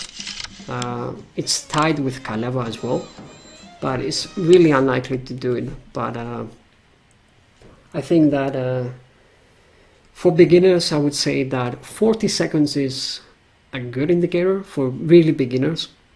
For some runners, I would say 36 should be your goal. For advanced runners, it should be 34. And for those who want to be extremely competitive, they should aim for 32-second Beppi fight. These are like some extremely important things. Let's go through that again as I'm going to be talking about the glitched phase of Beppi.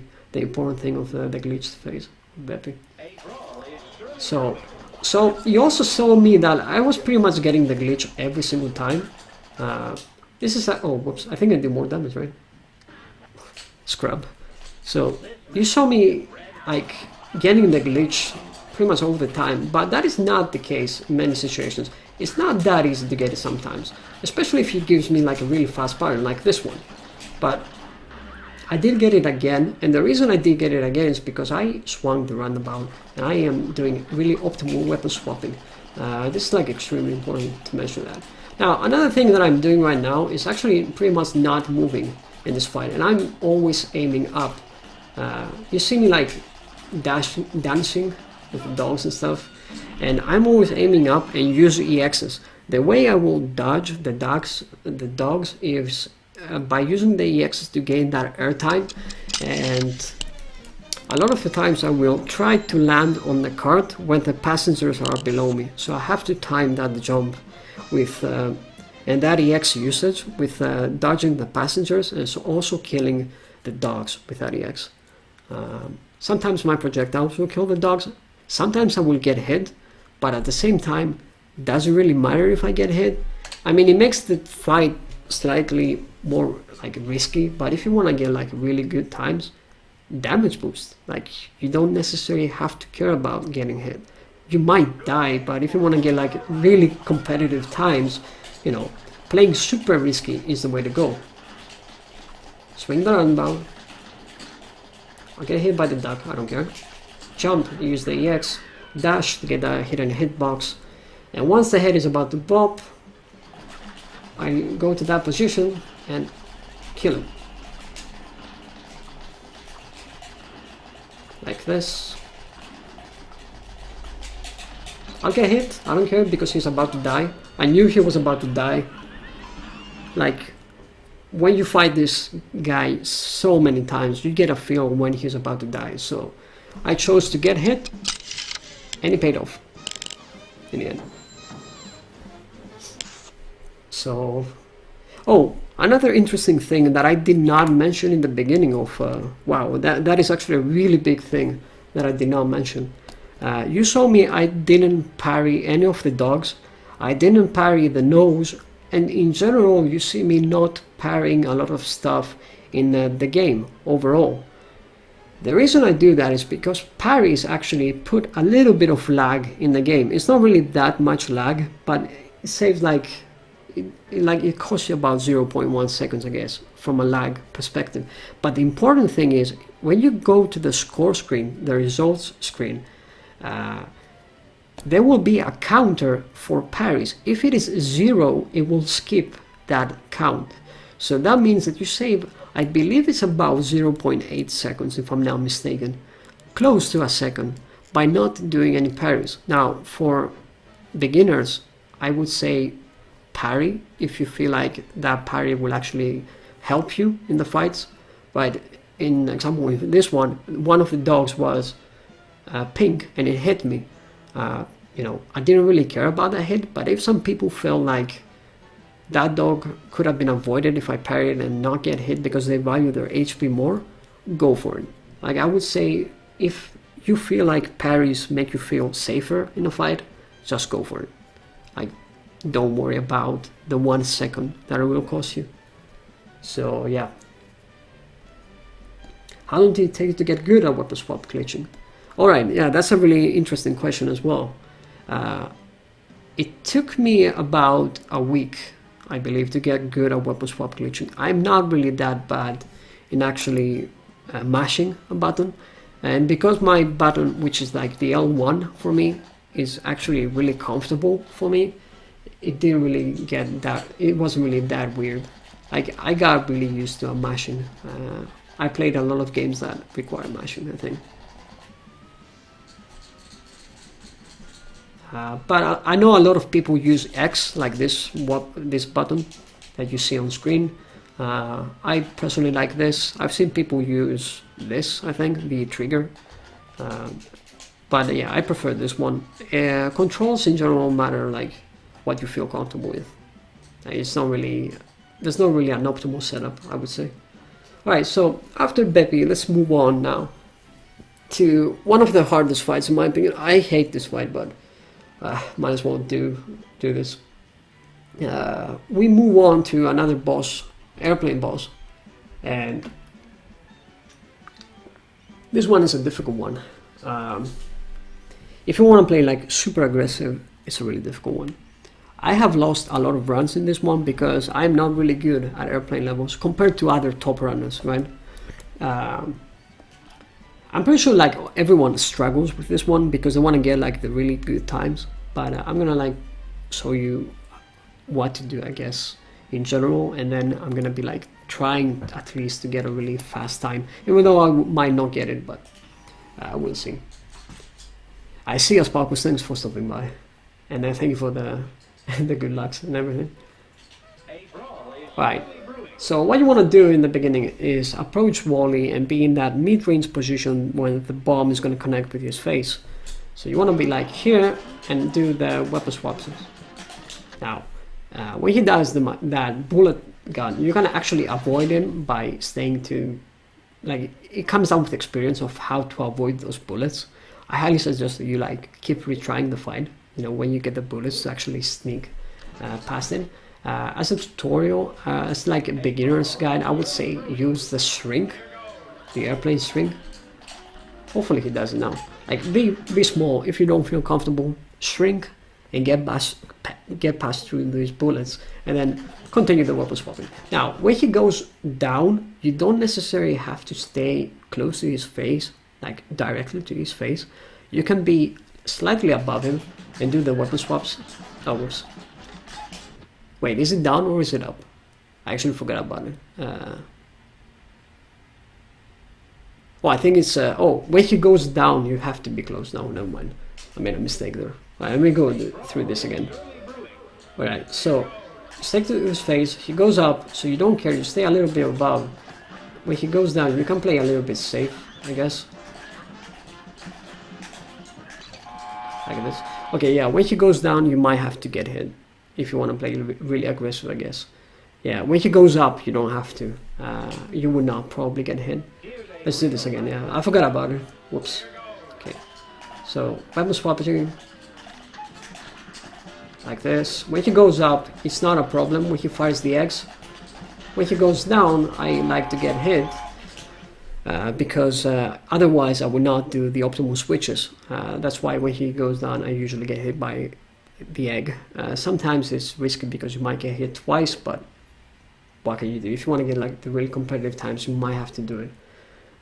He switches phases when you do about 2.5 cards of damage.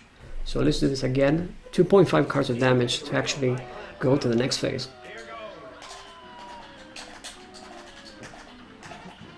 Go up. You see the head, the egg didn't hit me, but when you go down, the egg might hit me. 2.5, he goes to the next phase. The important thing of the 2.5 card mark is the fact that a lot of the times he will be really high up in the screen, and that is something that you do not want to have. The reason being is when he goes to the second phase now, the feather barrage, if he's stuck up, you cannot actually not hit him with bombs. So that is not good. You want to do like weapon swapping, right? But of course, for those who are looking for the safer method, that is not a problem. So right now you see all my bombs connect. I skipped that second phase like really fast. Alright, let's go through this again and let's try to actually lock him up there. I'm not sure if I can do this, but let me try this. To lock him up there.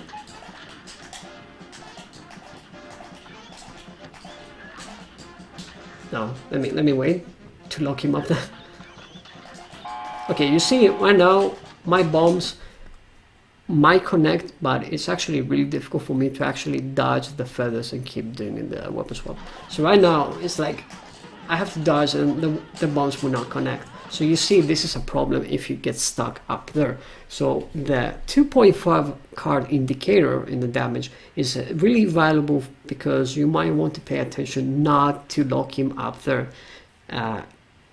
If you do, then you're gonna lose a lot of time because you're not gonna be using the bombs. So you have to pay attention to that if you wanna do the bombs. Now, of course, for those who want to play safe, the second phase, like the feather barrage, this might be like a bit of a problem because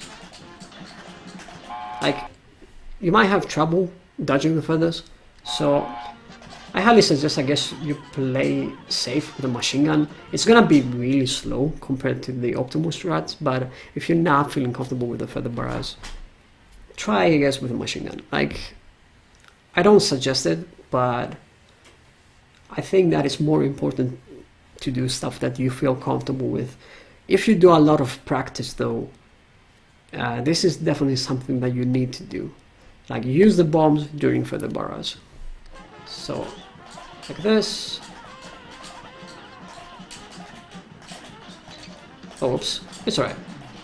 Alright, so when this happens, this transition happens, you can actually fire a few like rotations, and when the eggs spawns, you use the bomb, then you stick close to him and do weapon swaps. Oh, I failed then. Alright, let me do this again. Because I failed then. Right.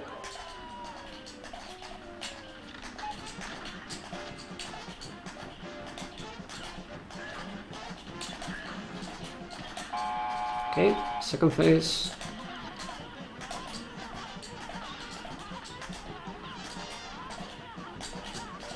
Feather barrage and bomb. Now close to him with rotations. You kill him really fast like this before the X closes, and that's the important thing. So when the house lives, you do like 1 or 2 rotations. Rotations are like the quick switches, by the way. I forgot to mention that. Like those quick switches are rotations in my. That's what I say rotation is. And you do like 1 or 2 quick rotations right before the eggs spawn around the little bird. You use the nuke, and then you stay close to the bird, do weapon swaps, and you will most likely get the kill before the eggs close in. If the eggs close in and you didn't kill it, then use bombs, because machine gun will not hit the bird, and then sooner or later you'll get the kill. It's not really going to be a big deal. Also, let me go to this phase again, because there is a hidden hurt box, I should say, invisible hurt box that is kind of weird, messy sometimes. Alright, let me play it safe now. Oh, whoops. Alright, I fucked up, but alright, you see, this is a problem. I only have to play with machine gun. I will lose a lot of time because of this. I didn't pay attention. Let's go to the little bird right now. If I stay here... Wait, let me kill him real quick.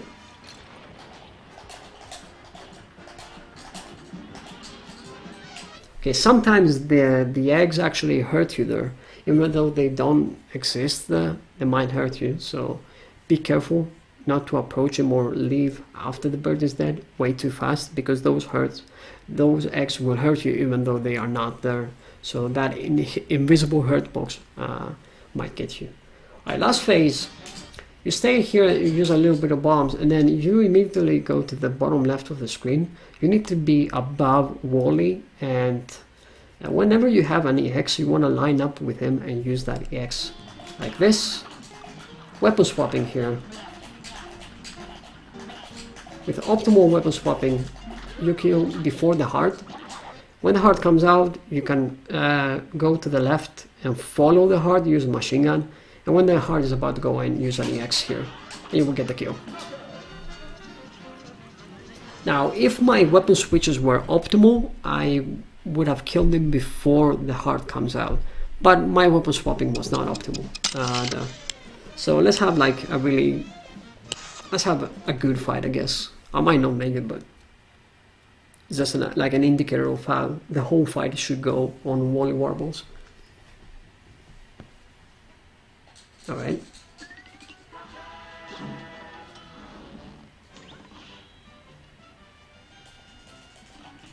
Alright.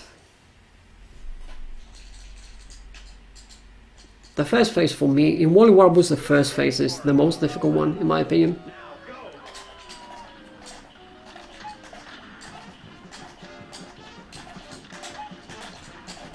Whatever.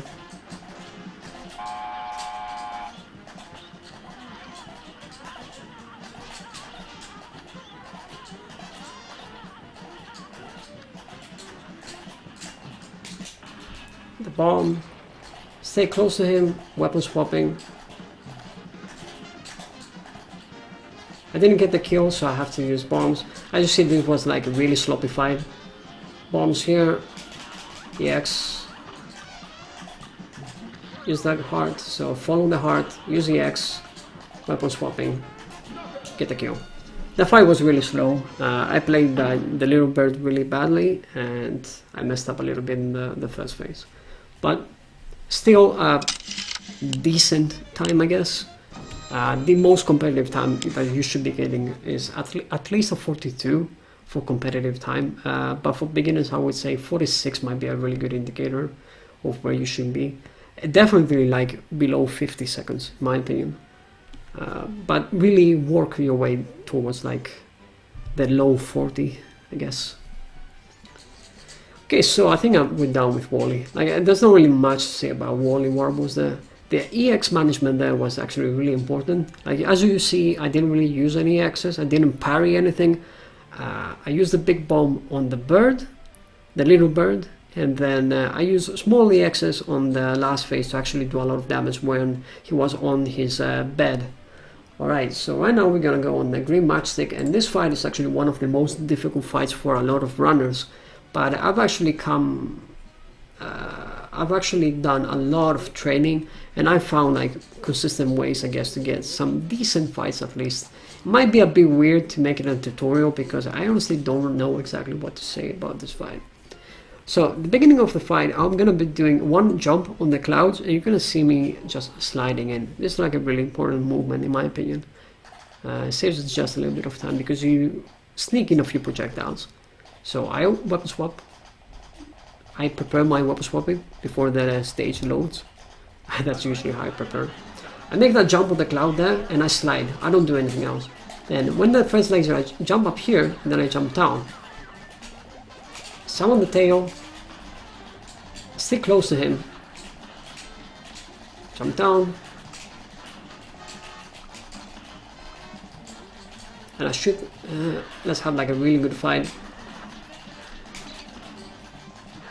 I'm dead, but okay, that was like the glitch, I guess. Okay, let's go through the phases one by one. Important here. Okay, here, jump on the cloud, and here, right. Jump on the cloud, slide on to the second cloud, and then I jump to that cloud that I am standing right there, and wait for the first laser attack to spawn, and then I jump on the cloud above. That's usually my movement in the beginning, because those clouds are always there. So when he does his first laser attack, I jump in that cloud above, I use the lock mechanic to shoot him down from up there, and when he fires the second attack, I press down and A, and that's how you slide off the platforms. And I slide to another cloud. As you can see, I have a really nice movement there. So let's just go through that once again. I jump over here, never stop switching weapons. Wait for the laser attack, go down here, and use the clouds to actually have nice movement. Right, important thing to mention is I never turn left in this fight. I always look at the boss. I make sure that all my projectiles hit the boss. But you know, you're gonna ask me, how do you not get hit though? You know, it's kind of difficult to dodge and stuff like that. I look at the clouds that spawn before Grim. Behind Grim's back, you can see some of the clouds. So in my position where I am standing, I know where the next cloud is gonna be. And when I fall down or when I jump, I use some EXs to gain some airtime and land on those specific clouds. This is like really good practice in this fight. This fight is not about do you hit the boss or not. If you stay in the middle section of the clouds, you will always hit the Grim Matchstick. If you are standing, let's use like a visual cue here, like the tower behind, right? If you are sitting in a cloud in the vicinity like of that tower in the back, I guess, all of your projectiles will hit no matter what. So all you have to do is actually work on your movement and dodge every single attack by moving really well on the clouds. So my projectiles here will connect. Let's go through that again. In the beginning, I jump here, stay in the platform, then I stack these clouds, jump and use EXs to gain some airtime, and dodge some of the attacks. I land on the clouds, and I get a really nice fight. As you can see, really clean first phase. Sometimes you will get hit in the first phase, and that is actually not a problem. Get hit once, get hit twice if you don't care. Like, if you can somehow clutch the rest of the fight, it's not really that bad. The important thing is not missing any of your shots. All of your shots should always connect on Grim. I've seen tutorial, because there's like a glitch that you can get on Grim Matchstick that you should wait for 3.8 cards and stuff like that. I would say don't do it. I would always say encourage people to just go crazy on Grim. Never really wait for that moment to get the glitched version. Let's just do this again, and to make you understand like what I mean without 3.8 card value thing. So I will not use any X's, but I will do a lot of damage to actually... Okay, so right now, as you can see from the card below, from the meter, the HP bar, Green Matchstick is at 1072 and he switches to 1071. So a lot of people just wait, and depending on the attack that they get, they wait for the next cycle, I guess, and then they go crazy. They wait for the meteors. That's like the safe way, I guess they do it. Like now, and they go crazy. That's like what people did. And the way to get the glitch is actually kill the second phase and the first one. That's like how you get the glitch. So this is like the really safe way, but it's super slow. I don't encourage it. What I encourage is actually going super crazy. Like this. Always weapon swapping. Jump in the clouds. Have a nice movement.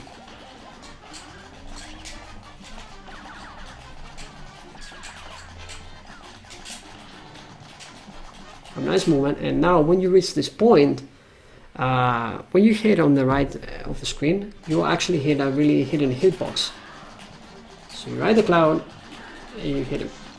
Right. So I didn't get the glitch though, right? And people are like, oh, you didn't get the glitch, you know, you will lose time. And that is actually incorrect, because you can actually kill Grim in the third phase really fast. Right now, when he transitions from the second phase to the third phase, there is a hitbox. And that hitbox is his mouth. So I aim for his mouth, which is like his hitbox. And when the transition makes, I stay behind Grim on his neck. So, and then I fight him from there. Use like the X's, jump on the clouds, and I kill Grim really fast. As you can see, I didn't necessarily lose that much time without with the glitch and without the glitch. It is like a slow fight, but I didn't really play that well either way. Like 35 seconds is not that great for a competitive time, but my point here is, if you don't get the glitch, it's not the end of the world. Instead of trying to get the glitch with a slow pattern, I highly suggest you just go crazy on Grim. Don't care about whether you're gonna get the glitch or not. Depends on the patterns as well, because if the second cycle in the first phase is laser attacks, it's gonna be really hard for you to get the glitch. Alright, let's go through that once again. Depending on the RNG, I'm gonna discuss what's going on now. So you go here, I stay on top, then I turn left, which is something I don't like. Get hit, I don't care, but meteors is the good RNG.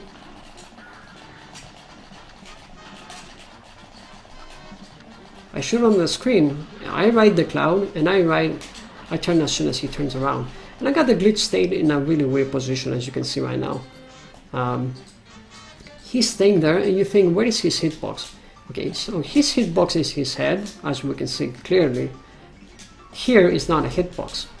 You cannot hurt him behind his neck, as you can see here. But you can actually hurt him up here.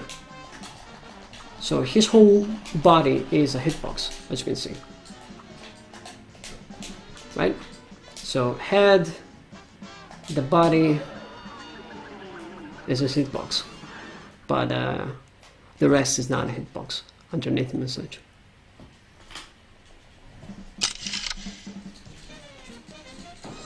You can get like different states of glitches in Green Matchstick. I would not really showcase everything, unfortunately, but I'll go through this fight once again. If you do get the laser attacks, you can actually get the glitch, but it's gonna be like extremely difficult, because you need to play extremely well and make sure that every single shot will connect and everything you do is perfect, which might not happen, but you know, you should aim for it, of course. And if the glitch doesn't happen, you still will get a really fast fight. So once again, this cloud, laser, I wait for him, I go down, wait for the tail, then I go crazy. Use every EX that I have, stay to that hitbox, and then I get the weird glitch. This is like a really bad one, because his hitbox is only his head, so it's a really small hitbox, as you can see. But it's really stupid, really funny as well, right? Right, let's try not to get the glitch now. Let's hope for lasers, I guess, the second cycle. Okay, important thing, I forgot to mention that. Okay, so people might think this tail is really annoying. I want to play aggressive, but the tail keeps spawning on me. The tail actually spawns when you do about 1.8 and 2 cards of damage. So right now, if I hit him, the tail will spawn, as you can see, with 1.9 cards. So you can actually position yourself, and I do usually do that slightly further away from Grim. So when the tail spawns, I can try to actually play aggressive on Grim, like this. I know the tail will spawn there, and I can be like on Grim's face. I'll get hit here. I didn't have any clouds. I don't really care about getting hit, and I'll get the glitch easily. So I got the glitch before he even comes to the screen, and that means that he's in the glitch phase, I guess, but the fireballs in the second phase will actually still spawn. His hitbox is this one. It's like pretty good. I will die, but it's alright. But you can get a really fast fight. Let me get a really fast fight. I don't know if I can actually get it. Let's see. It's been a long time. It's not really that difficult. If you pay attention on the clouds, it's not really gonna be a difficult thing. Okay, this is the bad pattern. But this is somewhat alright.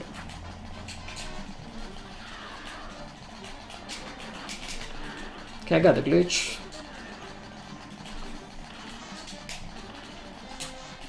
Again, a really fast fight. 32, which is pretty good.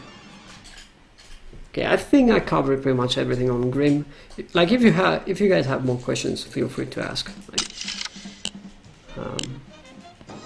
But I think pretty much covered everything. Important thing in Grim, what you should practice is cloud movement in the first phase. This is the most important thing. You should stay on the middle section of the clouds. You should not be in the top section. Like in the beginning, I am in the top section just because I want to manipulate the lasers. When I am in the top, I use the lock mechanic though. But usually I stay on the bottom or the middle section of the clouds, which is like the most important thing in my opinion. And with that, we are out of aisle 2. And we move to aisle 3. And one of the most annoying bosses right now, the B, it's annoying because for top runners, this affects if you get a good time or not. Like the RNG in this fight affects if you get a really good time or not. But for many other runners, it should not really be that big of an issue. You should just be getting a quick kill. That's what you should care about. Okay, so there are like 2 ways to start the first phase in B. What I usually do, I like this, but you might not like it. I'm gonna do both ways to do that. I usually dash, and then I duck, and I look on the left part of the screen. And then when he approaches, I switch back to him. I dash back. I don't have to use the X. Let me do this again. Let's see. The weapon swapping, and he's dead. So in about like 1.5 cards of damage, the police officer dies.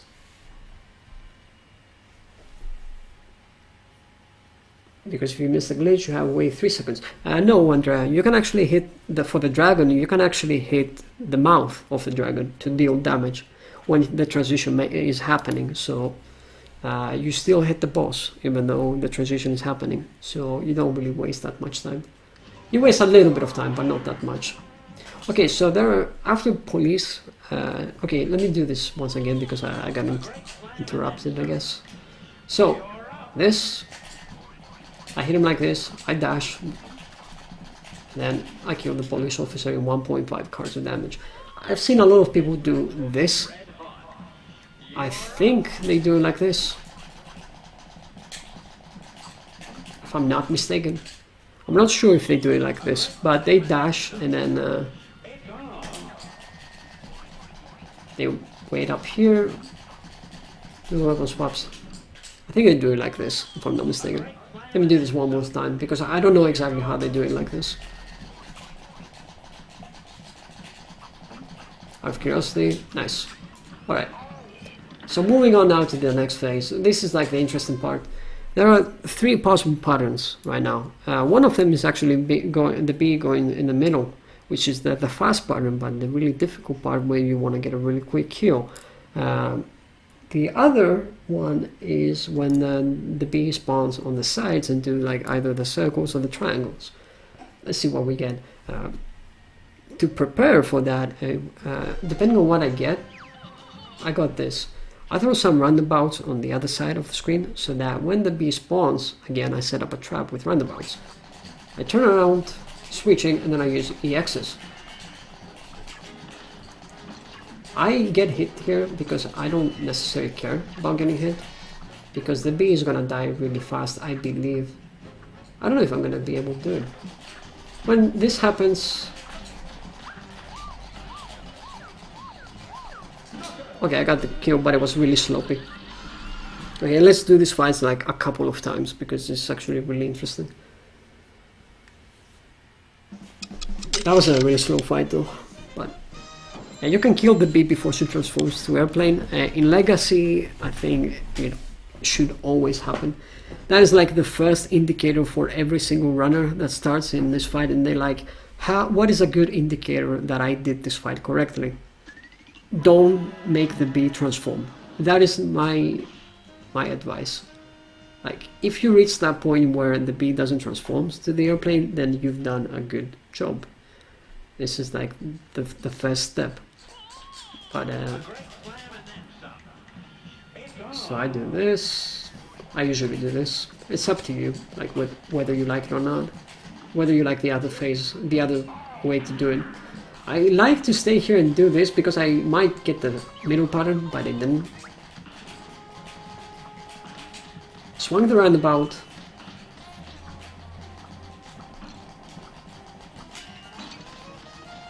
That was not good. Wow. That was actually really sloppy. Alright.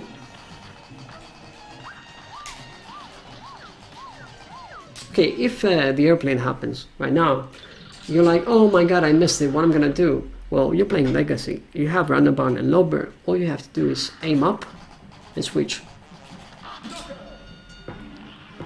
Easier than if that happens. Well, let's have a good fight though, because both of these fights were actually really bad. That's like a really bad fight.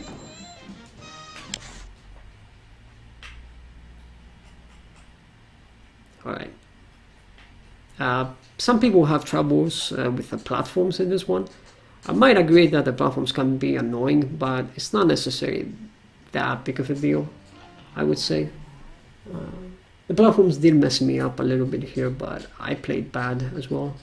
I see like every opportunity as me playing bad other than the game messing up with me, to be honest. I don't blame the game. So you get the kill, and then depending on the platform, let's get the middle pattern here, that would be nice. I do this because of the middle pattern, I did get it. So you can stay here for the middle pattern, and when the head is about to approach you, you can jump and use an EX, like here, to be like safe. And you can get the really fast knockout on the bee. Now this is the fast knockout, which is really difficult to do, trust me. It's extremely difficult to do. You might not get it, but if you do it like this, the bee is gonna be really low HP. So even if you don't get the quick kill, the next phase, when she's reading the book, will be really fast. So the fight will be like around 35 to 36 seconds, which is ridiculously good. So let's try it one more time. Hopefully I get the middle pattern again, because I want to miss it this time. Because a lot of times you don't get the quick kill because the platforms are not in your favor. Like, you kind of need to have good platforms in the middle pattern. I want to be honest. Okay, I'm going to use the X because I fell. That was a mistake. Alright, let's get the middle pattern again.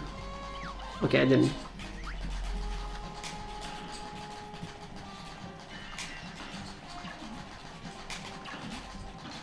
Oh, I messed up.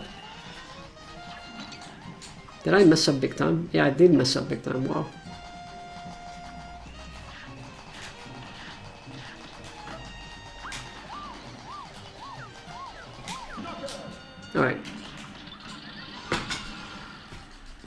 are you getting some 32 a dragon? Hey, nice, dude. I don't know, hope what I said helped you get that 32. I don't know if it did or didn't. Okay, so I guess that's basically what you do. Let's try to get the middle pattern now to see what I mean by the bee having a really low HP. Making dreams come true. Yeah, Coach C+, right? Right. Let's do this again. This time I might get the... I want to get the middle pattern and then miss the quick heal. That would be nice. Alright, this might be a bit boring because I want to get the middle pattern. It's like RNG based, and as you can see, the middle pattern can be like a 30-second fight. And if you don't get the middle pattern, it can be a 36-second fight. So you can save 6 seconds just from RNG in the top levels of speedrunning in this game. Okay, I did get the middle pattern, so I will try not to get the quick kill. Okay, I think I missed it because I didn't do a lot of damage.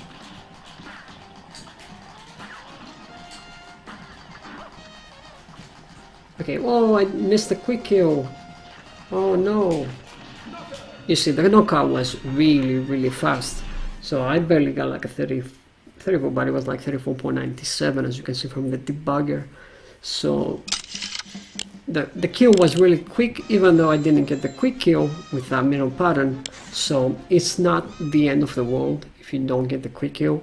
It's still gonna be a really fast fight. So don't worry about missing the quick kill there. Of course, top runners should pretty much always get it, but if you miss it, it's not the end of the world. That's what I have to say. And another thing that I didn't mention is if you go with 3 HP to the second phase, getting hit by some of the attacks like the triangle or the circle doesn't really matter because the fight is going to be really fast. So you're not going to have the airplane, you know what I mean? So you're playing Legacy, so Legacy you have a lot of damage. I think that's enough with the bee. Let's go now to the robot. And the robot is one of the most fascinating fights, I might say. So the way you do this fight is you start by taking down the head of the robot and then you move on to the hatches and stuff. Right, so in the beginning, as you can see me, I will just move with the airplane and I will use the machine gun. And once I reach that point where if I drop a bomb, it will connect to the both parts. That bomb will either connect with the middle hatch or the bottom hatch. So let's do this again. Showcase this. Quick switch. 2, 3, 4. 1, 2, 1, 2, 3, 4. And now we have the interesting part. There is a really quick kill that you can get in this fight. I will reset it because I want to like explain this a little bit. Let's do this again. 1, 2, 3, 4. 1, 2, 1, 2, 3, 4. Alright, so if you throw... Oh, I'm a bad player. If you crack... As soon as you crack the heart, you need... Come on. Okay, so let's use the machine gun. As soon as you crack the heart, if you fire 2 EXs... Oh, whoops, I messed it up. Let's do the really safe way, I guess. I wanna like showcase it like really slow. Alright. I guess the Luigi 9 bomb trick will work here. Alright. With 9 bombs, 1, 2, 3, 4, 5, 6, 7, 8, 9. Man, this is actually difficult. Okay, let me do it the right way because it's actually really annoying. Doing it slow is not easy. Alright.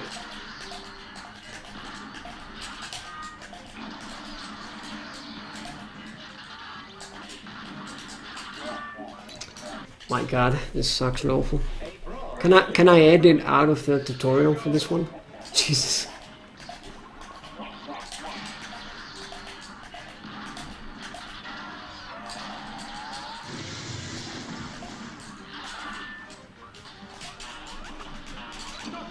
Okay.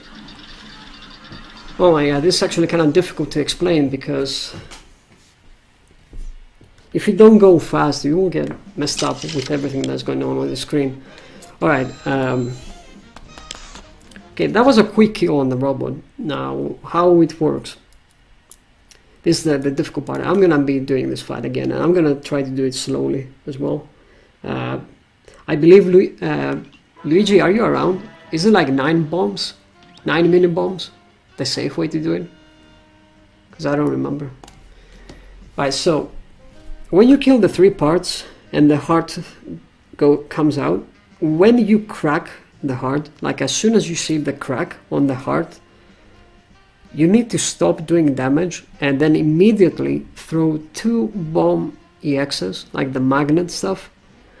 Use them on in front of the heart to actually get the quick kill. It's a bit difficult to showcase really slowly, but I'm gonna try it again. It's kind of tough to do it, to showcase it. Let me try this again. Right, so what you want to do is bomb. Now 1, 2, 3, 4 rotations for the top. Rotations here to kill those parts. And let's use the machine. Can I do it with machine gun? Okay, correct. I think I did way too much damage, but it's fine. Right. Okay, I got it. Okay, I cracked the heart. I used 2 bomb EXs, which are like the magnet stuff. I get the quick kill. I want to do it like slowly so you guys can see how like you have to crack the heart and use 2 EXs to get the quick kill. There's like different setups that you can do that you can actually get the kill with 1 bomb EX, but that is like way too advanced. For beginners, I think Luigi has a better way to do it. I think it's 9 bombs, if I'm not mistaken. So let me do this setup. I've actually never done it with the 9 bombs, so I want to see if I can actually do this now.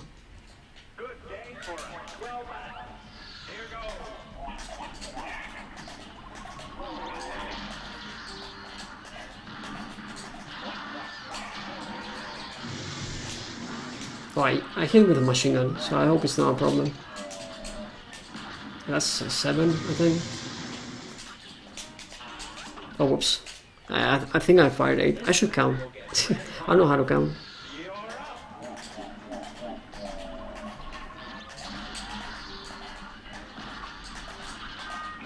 Alright.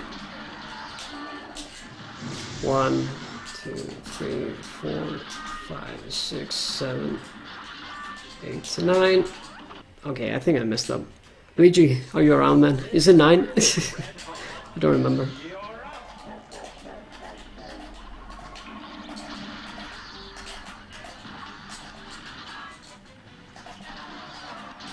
Right. I think it's 9 bombs. 1, 2, 3, 4, 5, 6, 7, 8, 9. Okay, it's 9. Alright.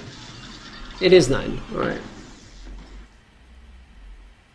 I guess I messed up earlier because okay, so I understand what I did wrong then. Okay, that is like really slow, but I guess it's like the safe way to do it. You can do it like slightly better than me, of course. Don't shoot when you destroy the last hatch. Let the heart go out and do not hit it with anything. I shot it with a machine gun, that's why I messed it up.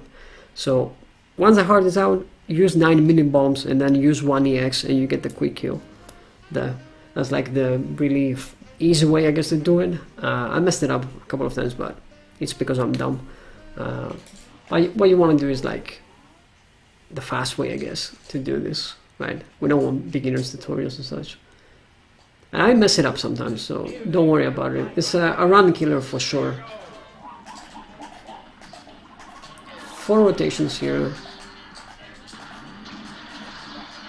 And then you do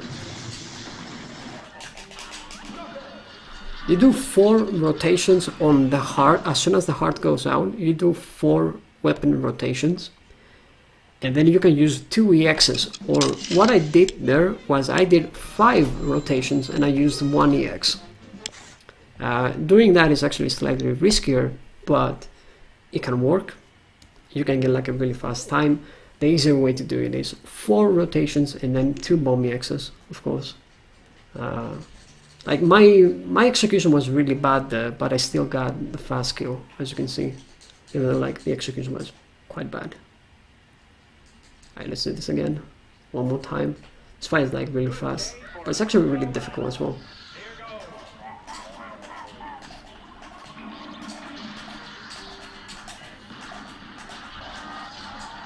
So 1, 2, 3, 4.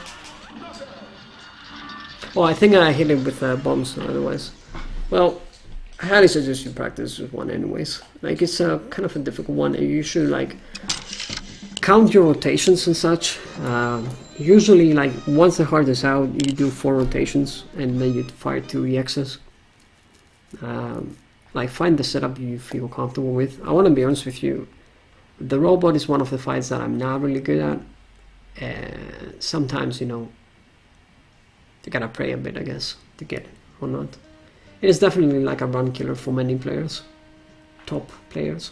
But if you want to play safe, you can just use the machine gun to crack the heart, or use the 9 bomb technique, like do all sorts of stuff. Like, I used to do it with just the machine gun because I wasn't really comfortable with it in the past, but do whatever you feel like for the robot. Right. I hope this fight is not gonna be laggy now for you guys, as I can talk about Sally. So about Sally is actually one of those fights that there are not really many things to talk about other than some hitboxes and some specific phases that you actually don't do damage at. So let's just go through that fight. Hope it's not laggy, because usually Sally is really laggy on stream for me. I'm gonna pause the screen though if whatever happens. So in the first phase, what you do is pretty much damage her. Standard damage, nothing special. What I like to do is whenever I have an EX, I usually use that EX. That means that I will probably like skip a phase, skip a cycle, I would say. So that's what usually I do. I use at least 1 EX in the first phase. You don't necessarily have to do it, but if you feel like it, you can go ahead and do it. Now, when the transition happens from first phase to second phase, whenever you hit Sally, you will actually not do damage to her. Like right now, you can see Sally being in front of me, and you can see from the debugger that I have here, the HP, I don't deal damage to her, even though I'm shooting at her and she's in front of me. The HP doesn't go down. But during the transition, you can actually hit Sally Stageplay. If you actually stay where those 2 lamps in the background are, if you stay below them and shoot up with roundabout and you jump at the highest point, you can hit a secret hitbox that exists there. So with roundabout, aim up, and you can see from the debugger, I'm actually hitting a hidden hitbox. Alright, so another, it might be a bit laggy, so you might not be seeing it. You might be seeing it with frames, so I apologize for that. Another interesting thing now is when she's transitioning from like the first phase to the second phase, she appears on screen, and some people I've seen, they shoot at her, but the funny thing is Sally doesn't take damage during this whole animation as it does. You can see from the debugger as well that I shot her and I didn't do damage. When she takes damage as soon as the taunt animation ends, here, for example, as I paused right now. This is the point where she gets damaged. And now, what I do in this phase, I use all my EXs. That's usually what I do. I use all the EXs I have. I shoot at her, really good positioning and stuff. If she does those cards, I usually does them. I get hit because I don't necessarily care. If you do like optimal weapon swapping, you will not have a problem, and then you will get a really nice knockout with a really good fight. It will be a bit laggy for you guys, I apologize, on stream, so I'm gonna do this again. Hopefully it won't be that much. I got a 43, which is one of the good times that you get in this fight, and I didn't necessarily play that well. So I'm gonna go through the third phase and the last phase better explaining it slightly better. But I'm gonna be doing the same old stuff in the first two phases. Alright.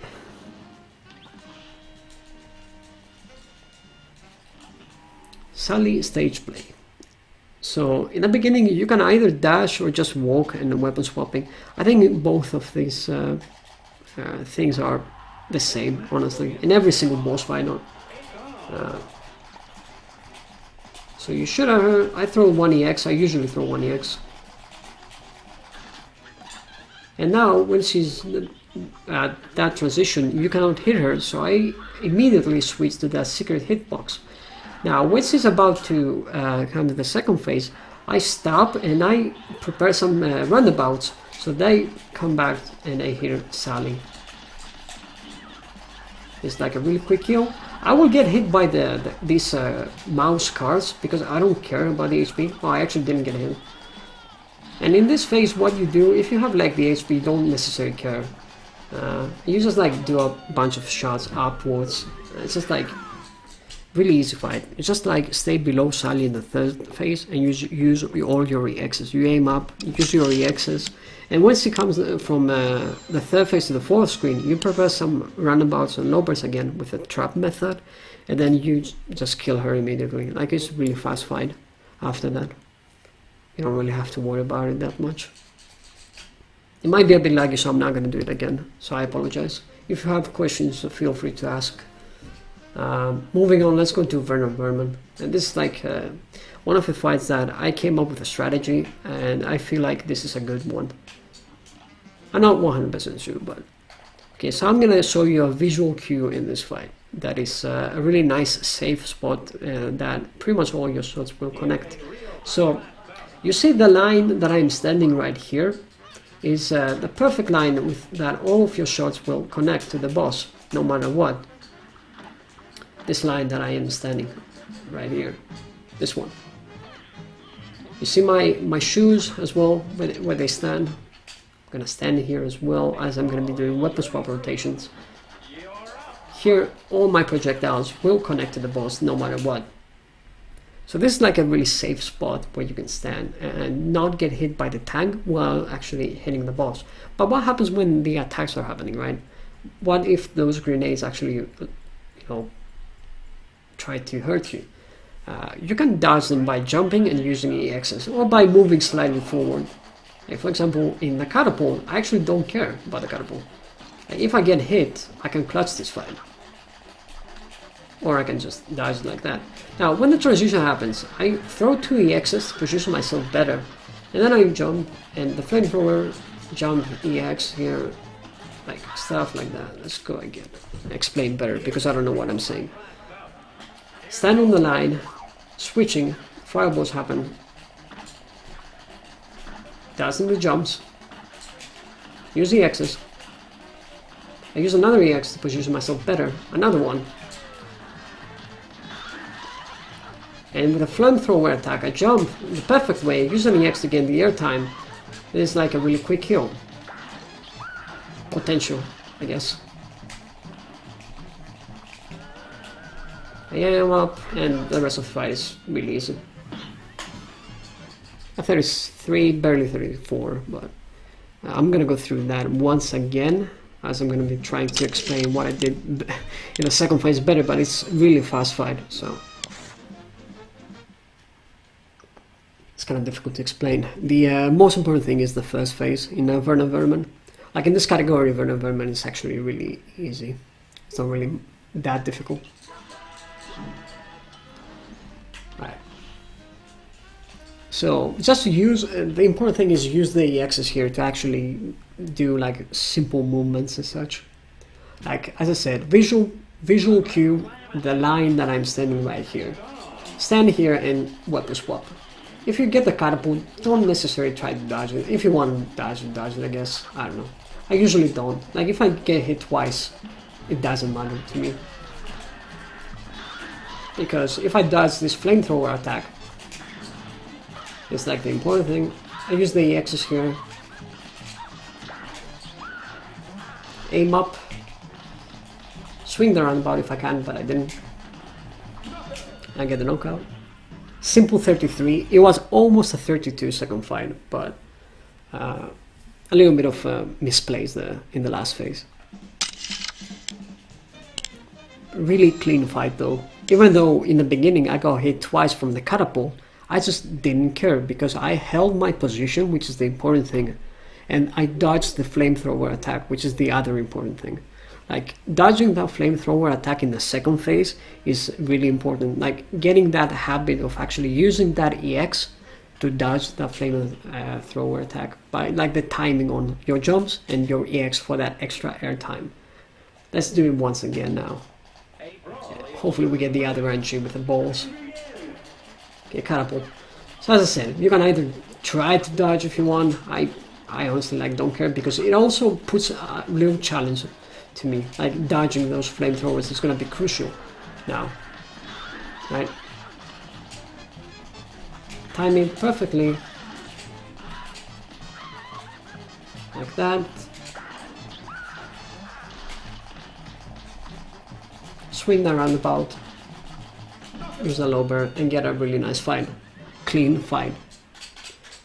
Again, never stop switching weapons. The important thing in Legacy. Never stop switching weapons. You get 33 every single time. Hopefully 32. For beginners, I would say 34 is the first. I mean, not for beginners. For beginners, it might be like a 36, I guess. 34 should be for everyone. That is like unacceptable if you don't get a 34, I believe. And for top runners, they should aim for a 32. This is like what I believe. Alright, this is like one of the most annoying fights in the game. Yeah, I don't know what to say about this one. This is actually one of the difficult ones. Captain Brineybeard. There is a lot of RNG involved in this one. What you have to do in this one is actually pretty much always get a 2-cycle. There is one specific pattern that is highly unlikely to get that 2-cycle Captain Brineybeard fight, but recently Wolf actually made it happen. SPD Wolf, the current world record holder, and it actually seems like by getting that specific pattern you can get the faster time in the fight, but it's really difficult to execute, I might as well add.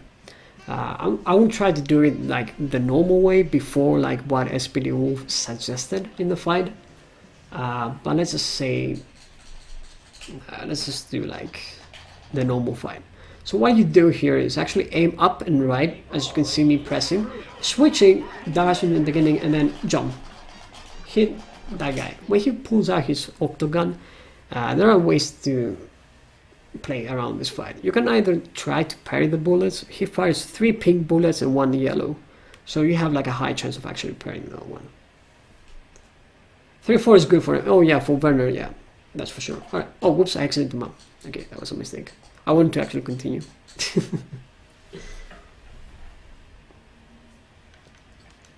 Now, for top runners, 32 on Werner Werman is the way to go. Andrea. That's what I believe. They should get a 32. Right, again, aim up, switching, and jump. When he pulls out his gun, I'm going to try to do the first way, the easy way. Try to parry the bullets. One of them is going to be a yellow, which was, and I got hit.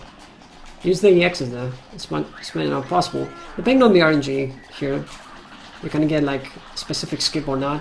One way you can dodge those dogs is either by the airtime from the EXs, or by actually jumping on the highest point and dashing. Jumping on the highest point and dashing is another way to dodge them. Yeah, I use coffee for 31 in Werner Werman. Oof. Alright, so let's do this again to get like multiple RNGs, I guess. Alright, so I guess let's try to parry them. I got hit twice, but if we get like good RNG, I guess it won't really matter. I'll get that. Okay, let's do this again.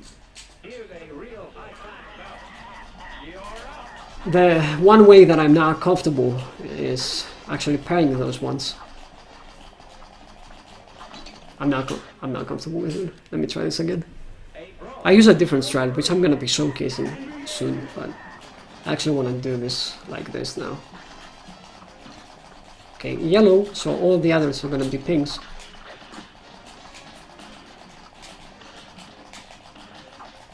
Okay, that was the slow attack. Oh my god, the tutorial is going bad. Alright, let me stick with what I know. So what I usually do in this one is I dodge the bullets. Like this. And then I go all in the second phase. That's usually what I do.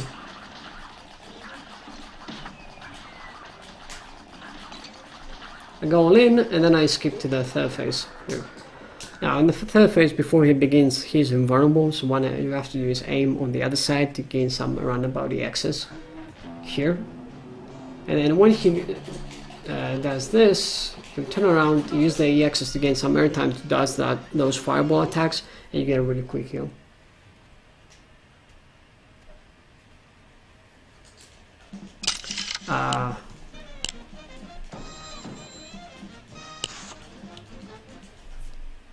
So I'm gonna have to go through the fight again. There are like multiple RNGs in this fight, and as you can see, I died 2 times.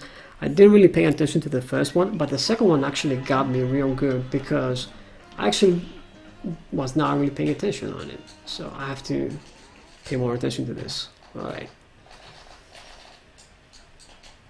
Well, I don't know what is easier for you, for beginners, I guess. If you cannot dodge them the way I do dodge them, if you don't want to parry them, if you want to like play it safe like this, I guess, it might be longer for you, and you might have to do a 3 cycle on the pirate. So if the RNG is the gun, the quick ones, you'll get a 3 cycle, 100% guarantee. So I play a bit sloppy here, as you can see, really sloppy, and get a 3 cycle. But I will get the pirate now to open like the ship. Jump. Wait. Get the knockout. Which, as you can see from the timer, a 39 is actually really slow because I got the 3 cycle. But I guess for beginners it might not be that big of a problem. Taking it slightly slowly in the beginning, but I highly suggest you practice the first phase at least to not get hit, and then in the second phase you can actually be slightly more aggressive. So let's do it well right now. Let's do it like the way I usually do it, which is not the best way sometimes. Captain Brineybeard has killed some of my runs, so don't feel bad if you die on Captain Brineybeard, because it's a really bad fight, really stupid fight. Okay, what I usually do is dodge him like that, and then go crazy.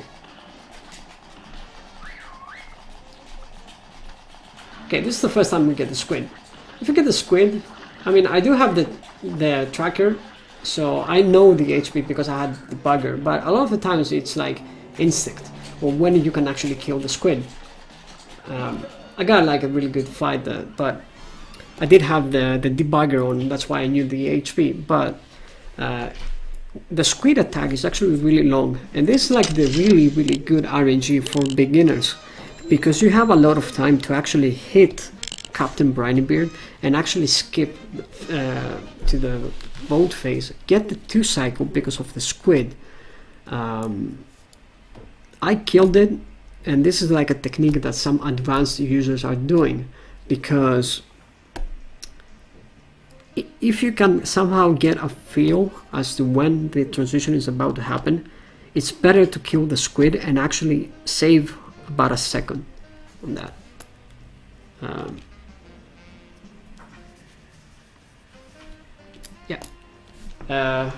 Wolf, yeah, I think I did mention that when he goes from second to third phase, no matter how much you hit Captain Brineybeard with EXs or whatever, he's not getting hit. The phase is not getting hit. The transition, I mean.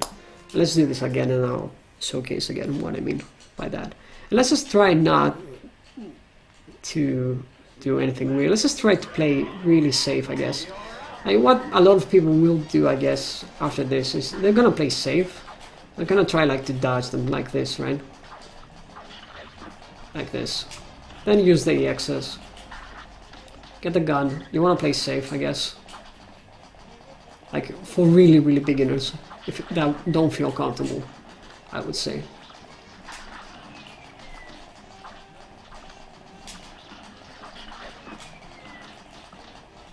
is like a really safe way that, you know, of course I highly don't recommend what you're doing, to be honest.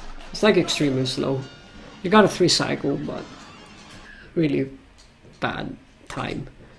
But you know, I was like mainly focusing on dodging and not getting hit. That's why I had 3 HP there. Like, if you don't feel comfortable, I guess you can do it like this, but it's something that I don't recommend. That is for sure.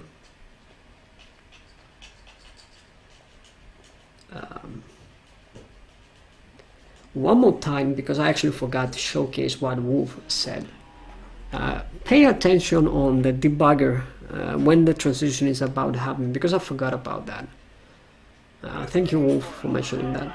So you notice that at 264 he will go to the bold phase. Sorry. 264 he will go to the bold phase. Let's get a 3 cycle. Now that I think about it, because it will make it slightly longer to showcase this. Okay, right now you can see Brineybeard is going to the next phase. Right now, from the debugger, right? You can see he reached that point 256 that he's going to transition to the boat phase. But Brineybeard's hitbox is still there, right? I still hit him, but I don't do any damage. That is like what Wolf mentioned. Even if I use an EX, I don't do any damage until the boat goes to this phase. Is the important thing. Why you hit the Brineybeard though in that situation? You hit him similar to the frogs to gain the EX cards. Alright. This was like the important thing to mention in that fight. I think we're done with Brineybeard. Brineybeard is a really difficult fight, and a lot of it depends like on RNG. So I don't necessarily blame you if you're not doing it that well. If you're not doing it that well in this fight. For top runners, I would say that 2 cycle is almost something that you should aim for everything.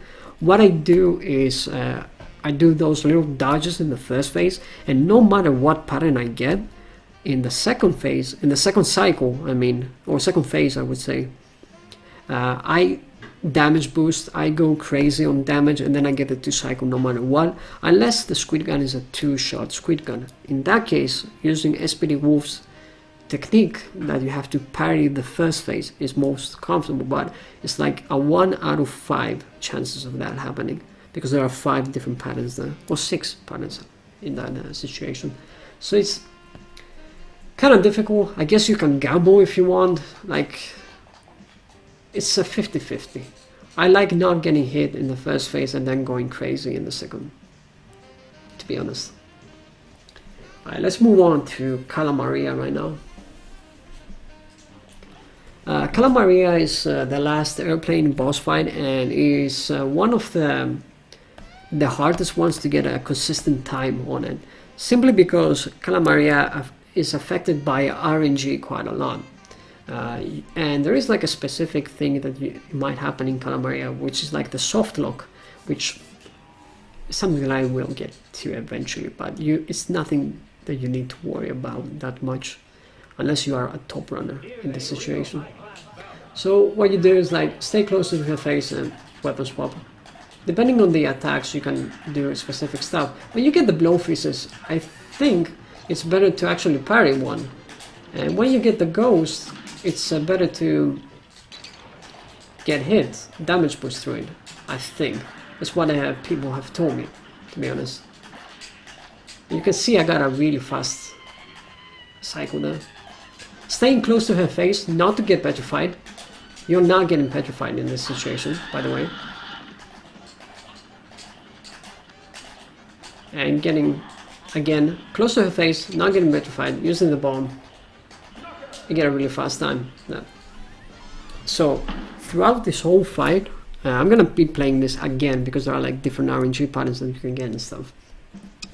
But throughout this whole fight, I was pretty much close to her face all the time.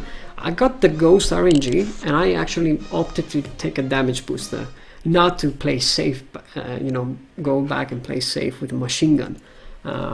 It's a really risky thing because you get hit twice, and that is something that is not good for beginners because it's kind of difficult to clutch the last fight, I guess, the last phase. But for many top speedrunners, in order to get a consistent like top time, they have to play aggressive in that specific fight.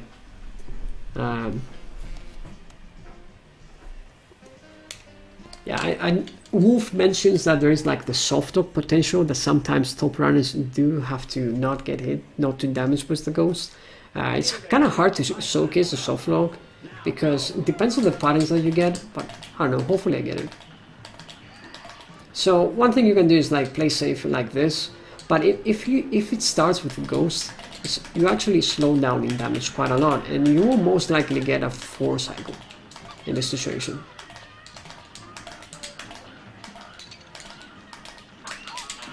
Oh, whoops. Oh, that was really bad. Let's try again.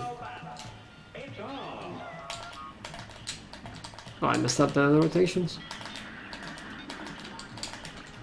Part of this. Okay, that was a bad bomb. Stay close to her. You skip that phase, easy as that. Even though I said that parries are not good in all those situations, sometimes you have to do it. Alright, so that's the laser, and now let's just do this. Okay, a lot of people have trouble with this phase. You have to stick like close to her face, and then just look behind of Cala Maria's head. This is like the important thing. Like if I don't do any input other than up and down, I don't have to move left and right, just up and down. Like the position is going to be the same. I have to take a look at the pillars where they spawn. So I take a look at Cala Maria's. Oh, whoops! I actually paused and I didn't know where it was. let me go there again real fast because that was a mistake. So damage boost this is like what top runners do to get a better time in that situation. The bomb.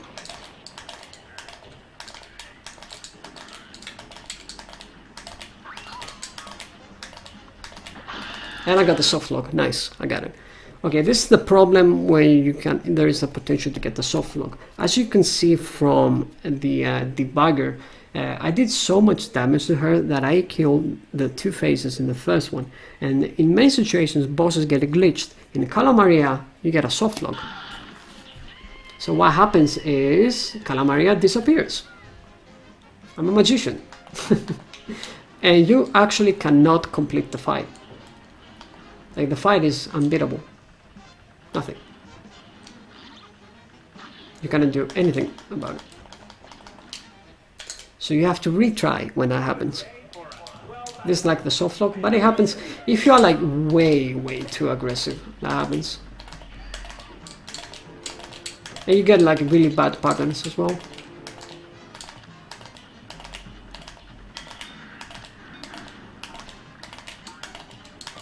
So for example, if I get this pattern, there is like a chance I get the soft lock again because I played way too aggressive. But I died because I'm a scrub. Okay, I want to reach like the last phase now, because I want to showcase one last thing before I end this fight. There's not really much to say other than that. You know, you just have to dodge and pray on the RNG, honestly.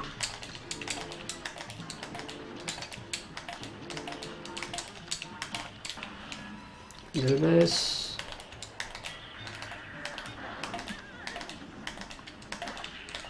Alright, so let's reach the last phase.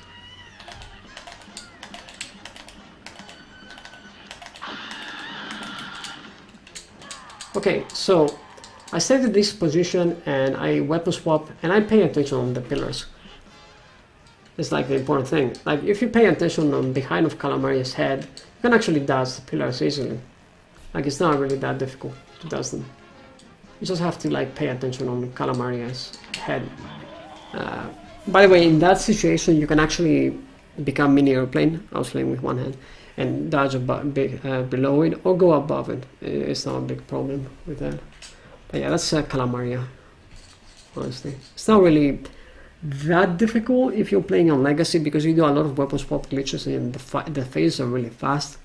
There is a potential for top runners to get a soft lock for Cala Maria. You see that it's really comes down to what pattern you get. Like if you get 3 cycle with the first and the last cycle being really long ones, there is a chance to get a soft lock. So you might have to slow down a bit there. For beginners though, it's not necessary. You have to like play safe, I guess, so you can just stay behind when you get the ghost attacks to dodge some attacks, or I might as well do it the safe way. Now that I think about it, let's do it the safe way in the ghost attack pattern. So we do the weapon swaps,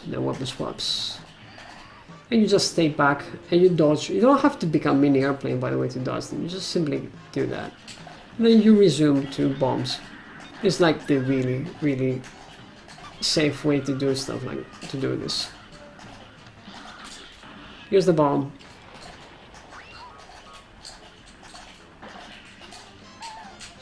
Easy as that. I didn't get hit once. It's like really safe. I stay to this position, so we're not petrify me. Weapon swaps all the way. Really nice and safe way to do this fight. I get the nuke. You can use the nuke to actually avoid one of the pillars, or don't use the nuke at all, I guess. Because weapon swapping in this game is ridiculous, in this version. You can see like the time is not the greatest, but still it's 46, even though I played safe. With optimal weapon swapping and a nuke in the beginning, the fight is really easy. I didn't get hit, and I did get a really good fight. The safe way, I guess. I guess for everyone, it should be below 40 seconds, the ideal fight, but for top runners, it should be below 45. Definitely close to 40, 42, 40, I guess. I'm one of those guys who have actually not done a really good Cala Maria fight in their PvP. And it happens. Okay, so I have an explanation in the upcoming fight. The Phantom Express is one of the fights that a lot of people have trouble with because they don't know how to get quick kills and stuff. I have a tutorial for this specific fight, so I'm gonna like stealing some of the ideas that I have from that one, and I'm also gonna throw in some extra stuff that I know from that other people are using in strategies, and something that I've been using in individual level record that I have in this one, a new strategy that I found, but I want to see how it goes without using any charms. So let's just go to Railroad Wrath. So in the beginning, what you have to do is position yourself right at the edge of the card and do weapon swapping while you top jump. Simple as that. So you position yourself in the edge of the card and you top jump. To hit the eyes, that's the goal. You hit the card once the eyes attack end and you fire an EX. Let's go do this again. Nice and slow. Position yourself, jump high if you feel like you're not gonna hit an eye. Like hit the eyes to play safe. When that happens, fire the card and use an EX to get a kill. One more time. Here, you sweep and you swap. Clear the eyes, use the EX. Get a really quick kill. I got hit there, but it's alright. Now moving on to the other phase. By the way, whenever you see a brick in those first phases, I would suggest you actually kill the pumpkins and then go for the parry and then return to the car. Don't wait for the pumpkin to come near your car. So let's do this once again and see what I mean by that, the pumpkins. So I will kill the eyes, use the EX, parry that, but now I will actually kill the pumpkin, parry that and return. Now before the sculpt begins, we do the flood technique or the trap, whatever you might call it, which means that I have to jump high and shoot both lower and roundabouts. And now an interesting thing, the hitbox becomes valuable now, and then that's why I'm going to use an EX. And instead of actually staying down and shooting like that, I usually do top jumps. I usually do dot jumps, which in my opinion are better in the situations. So let's do this again. I wish there was like a save state or something to make these fights slightly better for tutorial purposes. So I kill this guy, I will kill this guy as well. Return trap, and then top jumps here, as you can see, I'm not getting hit by the skull. If I do full jumps, I will actually get hit by the skull, the skeleton. Top jumps below him, and you will be fine. But there is like another thing that you can do, which is like pretty cool in this situation, and it's actually better to do it like this. You can actually use EXs to stop your momentum when you go to the skull. So when this happens, you just use an EX to stop your position before you go to the skull. With 4 EXs and really good weapon swapping, you actually kill the skeleton in one cycle and in a really fast pace. He goes down now. So what I'm gonna do now in the twin phase, what I'd like to do at least, is actually staying in one of the sides, flood a bit, and then after 1 and 2 jumps, I switch to the other head, and then I kill them both by using EXs on the other head, and then when whatever head attacks, I go to the other side and use EXs accordingly. So let's do this again. I want to go to the twin phase really fast, because it's actually kind of interesting to see how to do it. Alright, let me describe this again. Flooding, and then use an EX, 4 EXs to be more precise. Kill the skeleton, and then go to one of the sides there. Flood, and then do like this. 1, 2, swap, and throw the EXs to kill them at the same time. I highly suggest you practice the twin phase a lot, because getting a sense of when someone is about to die will make sure that you don't kill one of them way earlier than the other. Like killing them at the same time kind of makes a difference, in my opinion, because that means that you actually kill them quite fast. A lot of people don't know that, but that is actually true. It's like an indicator. And let's do this again, because I want to use like a different technique right now. But the twin phase. Wow, that was about, oh, that actually kind of worked out, but not really. I didn't want to do that, but alright. Flood. 1, 2, 3, 4 EXs. You kill the skull. Easy as that. Tap jumping, by the way, all the time.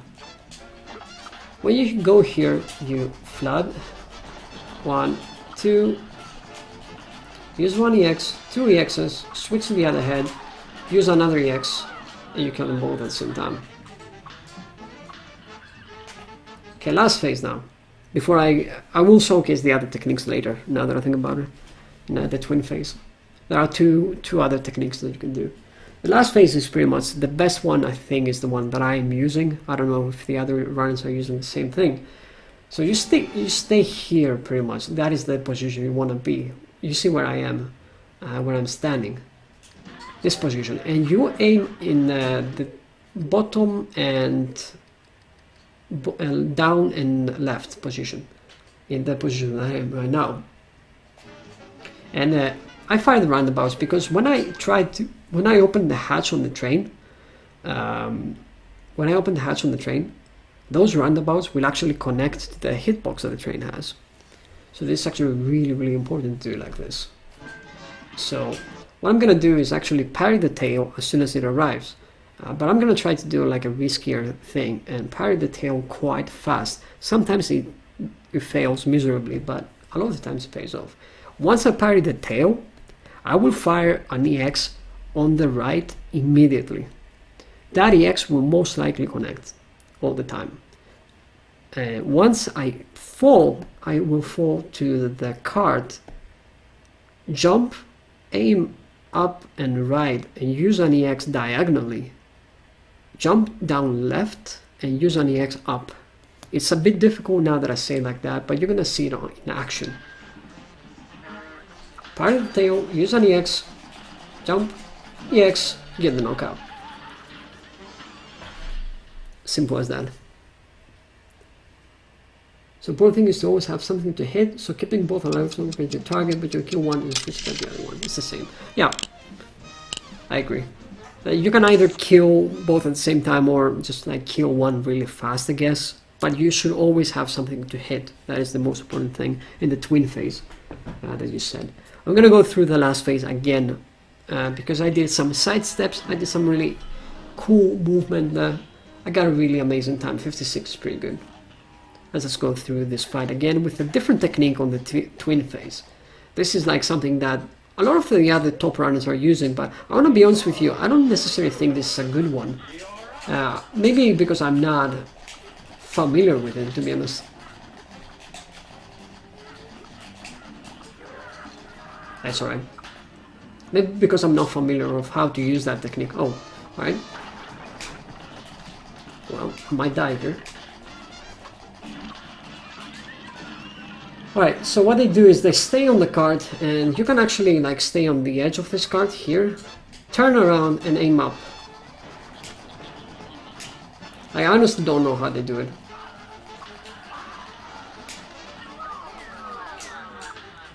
Like it's something along those lines. I want to be honest with you, I'm not familiar on how to do this correctly. But last phase, I stick to my original position here. I aim like that. When the tail approaches, oh, I fail. Well, even if I fail, I will get the kill, as you can see here. Like that was a total fail, but I did get a really great time, 57, 88, despite the fact that I failed. A lot of the runners can't even get below 1 minute in this situation, so you can see that even with a fail, you do get a really competitive time, I guess, by doing the right stuff. And now I'm going to be showcasing the last quick method in the twin phase, which is kind of risky, but I feel like it might be faster, but I'm not sure. I want to showcase it live on tutorial because I think it's slightly faster. So first of all, I parry the card right away. I jump here. I use an EX here immediately. And again here,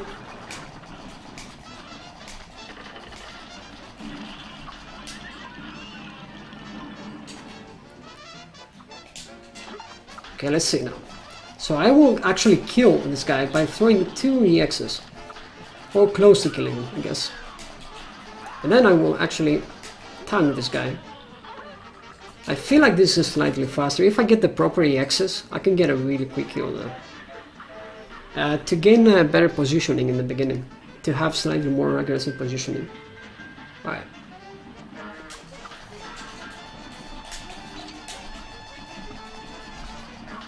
Okay, this is quite unfortunate because one of my EXs got eaten. Yeah, I don't know. Do what you guys feel like is better for you. I feel like I said a lot of good stuff for the card. Let's just do like the proper way, I guess.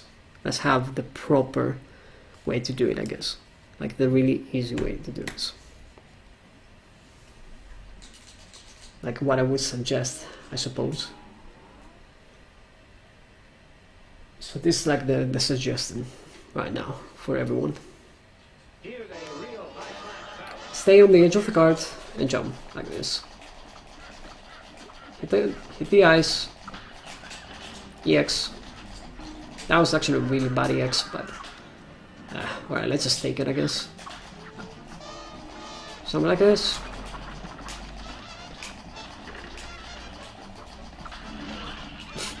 Alright, this fight is really slow, but whatever. Okay, so my suggestion here is to 1, 2.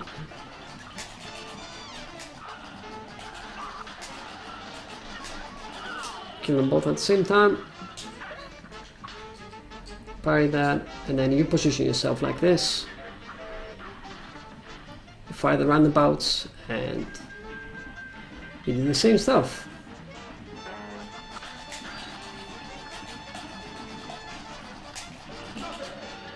Right. Cool. The fight was not the fastest, but it was pretty alright. Like both my first, second, and third phase, all three of my first phases were actually really bad. So I still get a really good time despite the fact that they were not the greatest ones. Just because I positioned myself correctly and I was swapping well, using good EXs. This fight is all about positioning and knowing when to use EXs and stuff. Alright, so I think we are done with aisle 3. If you have any questions, just feel free to ask. I'm gonna go to the king dice now. Really interesting fight. And for the king dice, I might use the debugger, honestly. Alright, so to begin with the king dice fight, I will go ahead and say that the mechanic of the dice rolling is and hitting the dice like at the best time is something that I cannot really give you a tutorial with. Like honestly, it's something that you need to get familiar for yourself. It's like reflexes, you know what I mean? It's like I cannot tell you to actually get 2 all the time. I cannot really tell you a good way to get number 2 all the time. I honestly cannot find a quick way, easy way to get to. So let's begin with what are the best options for king dice. So you want to go to number 2, number 4, and number 9. Number 2 is the poker chips, 4 the dominoes, and 9 is the monkey. These are like the fastest fights. The bosses have the lowest amount of HP and they are really easy to kill. The poker chips might be a bit problematic sometimes, but I'll tell you like how to deal with them, so don't worry about it. And of course the monkey has like a monkey skip, so that is like a really difficult one as well. I don't have any HP here, so I might like clutch it a bit. Oh, it does wolf? Alright. Thank you about that thing. So yeah, unfortunately, if you ask me how can I get a really easy roll in the dice, I cannot really help you. Like it's something that you need to practice by yourself. Like I know with, for example, this dice rotation, I know that number 2 is after number 3. So when I see number 3, I parry like that. I don't know if it helps. Again, let's do it like this. I see number 2 is after number 1, so when I see 1, I parry. I get 2. Okay, poker chips. What you do in poker chips is you don't touch your controller, you just dash twice. Honestly, dash twice, don't do anything else. 1, 2, and you go to this position after you dash twice. When you aim up, you will always hit the poker chips. So when the poker chips go like this, you can get away and position yourself right here. Use the EXs to get like a quick kill. You have a question? Yeah, sure. Feel free to ask.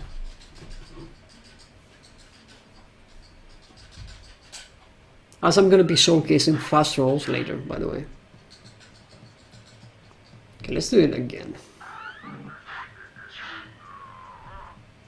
Let's do this again. Poker chips fight. Part number 2. 2 dashes, aim up. What I usually do after tries to attack, I usually throw 1 EX. I'll like showcase what I'm about to say. So I dash twice, aim up, and then when that happens, I jump, I throw an EX, position myself right here, jump, use an EX again, I get a knockout. I don't think you have to do the EX, by the way, but that's second EX, but sometimes you might have to do it. How the hell am I able to talk for 4 hours without drinking water? I have water next to me, actually. Cheers. Alright, so from number 2 we want to go to number 4, so we have to hit number 3 on the dice. Again, 3 after number 2, so boop, we hit it, we go to dominoes. So dominoes is one of those fights that are actually the lock mechanic is extremely important. and I'm gonna tell you why in a few seconds. So the way you start with this fight is you pretty much stay in this original position before the floor starts scrolling, and you jump, you swap and you jump. Then you jump here and you use the lock mechanic to stay close to him sometimes and hit him diagonally like this. Use an EX when you have them and you can kill the dominus quite fast. I got hit once, it's alright, I have the HP. But that was like a really fast domino fight. What about number 9 now? Alright, so number 9. The monkey skip. Alright, so monkey skip. So for everyone who wonders how the monkey skip works, when you parry 2 cards, you stop the monkey, right? If you parry the wrong cards, of course, nothing happens, but the monkey still stops. What you have to do is, while you have the screen totally scrolled, like in the original position, right? And you parry 2 cards and the monkey stops right at the edge of the screen. When you scroll the screen to the right, the monkey goes out of bounds and you get the knockout. So what that means, Cuphead has like a really weird hitbox mark, I guess. If the part of the screen, the boss hitbox is not there, then the game realizes that the boss doesn't exist, so you get the knockout. So that's basically how the monkey glitch works. It's like all about like the screen and the enemy hitbox being in the screen. So I'm gonna try to do this. It might be a bit weird. I'm gonna like try to fail it actually a few times. Alright. I'm gonna be using the debugger for the monkey, just for the monkey, by the way. Alright, so what you want to do again is parry those cards when the monkey is about to go to the edge of the screen. Like this, you scroll and you fail. And I'll tell you like why I fail. The easy way to do this is to actually make the monkey stop at the edge of the screen while the monkey actually hits the wall at least once. So, no, that's not it. Let me try to do this. No, that's not it. So the easy way is to let the monkey hit the wall once. Okay, I'm not getting it. Hit the wall once, it won't go away. So important thing also to mention is that if you don't get it on the one edge of the screen, you're gonna get it on the other one. Monkey skip is kind of difficult, and if you're not feeling comfortable doing the monkey skip, I highly suggest you actually do number 8 instead. Number 8 is the magic 8 ball. I'm going to be using the debugger once I'm done with this fight. Well, after monkey, you go to Finn by rolling 3. So I roll 3 and I go to the king dice. It's a simple fight. I will get hit here just because I want to use the EX. It's the same up and you get the knockout. Usually you get a 1 cycle if everything works well. If you're at low HP, you have to be careful not get hit by the cards, of course. So you might not want to risk, damage boosting or whatever. So, might be careful, I guess. Let's use the debugger now. I think I have to do it like this, if I'm not mistaken. Alright, debugger, yeah, alright, cool. And I'm gonna be going to flying memory, which is the monkey. It will load just the monkey skip in the debugger. So you wanna hit the monkey to... Oh, okay, I got it. That's actually kind of a difficult one to get sometimes. I still got it, even though the monkey didn't hit the wall. It's something that you might want to experiment, because it's weird. Like, the monkey is one of the weird things. It's like a feel somehow, but at the same time, luck, and I don't know. Yeah, I would like to estimate when the monkey is gonna hit the wall, or be like at the edge of the screen. As like that was like too early. That was like pretty good. Let's do it again. As I say, this is like a difficult thing to practice, so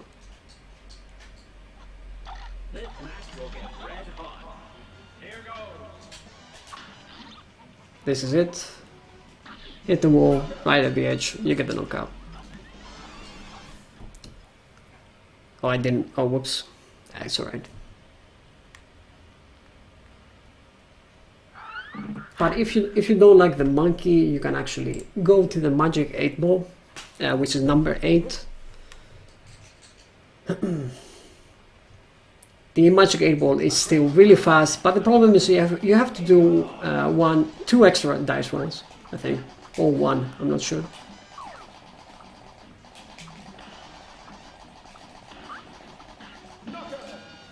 Get the knockout. Really easy fight. Honestly, there's not really much to say about this fight. Oh wait, there is. Never mind. Let me just clear it with it, because I actually forgot to mention this in this fight, actually. Alright, so when you stay below the magic 8 ball, take a look at the chalks that are coming, right? So the brown one will actually land on top of me here, but the rest are actually not gonna land on top of me. So if you stand here, the blue and the green don't land on top of me, but the brown does. Important thing to mention this. So you can stay below him, it should, when you get the other chalks, but if you take the orange one, it's not gonna happen. Let's go to the dominoes once again, because it was like really fast. Be clear with this fight once again. Right, so in the beginning, movement in the beginning is like really important.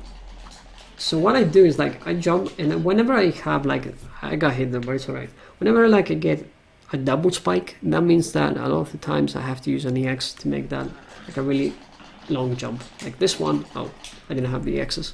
Let me retry this. Forgot about the EXs.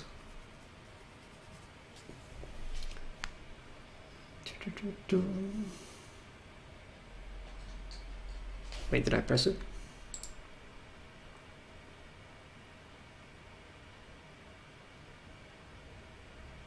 There we go. Cool. Stay here diagonally. When you get double spike, use an EX. Again, double spike, EX. And then one more EX to finish the domino. Like really fast. Really good fight. I wonder if there are like any other things I might mention on the king dice. If you don't like number 2, the poker chips, and you want to find number 3, I actually don't know much about number 3, to be honest with you. I don't really recommend number 3. Number 2 is like way faster. You just have to like improve. That's the only thing I can give you. Like improve on number 2. I mean, I guess I can do the cigar. Might as well.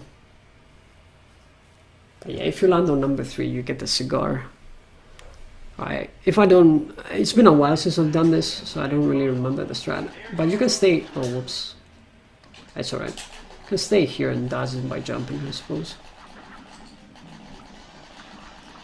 Jump to hit with both projectiles. Okay, I don't know how to do the cigar. Amazing. Alright, I suggest that the poker chips though.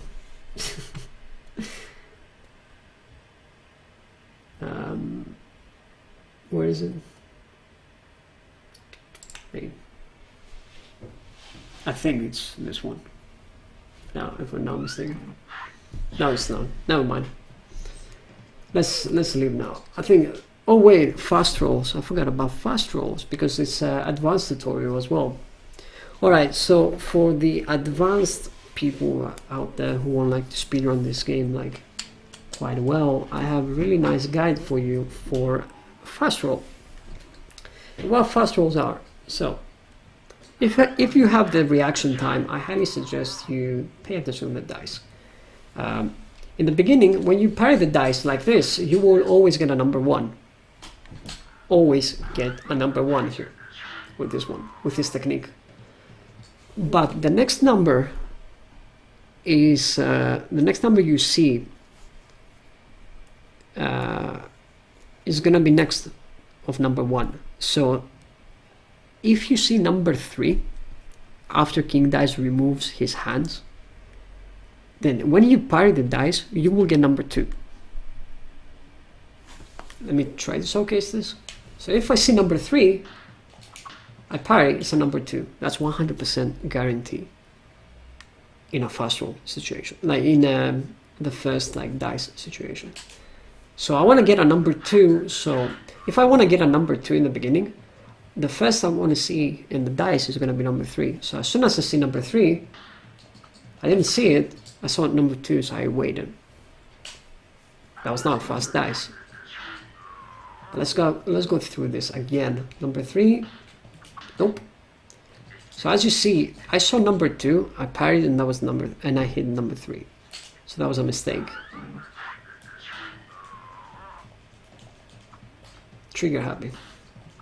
Again, it was number 2, so it wasn't like the fast roll. You can practice it and be really good at it, by the way. Like this, you get number 2. Let's do a couple of these, out of curiosity. I didn't get it.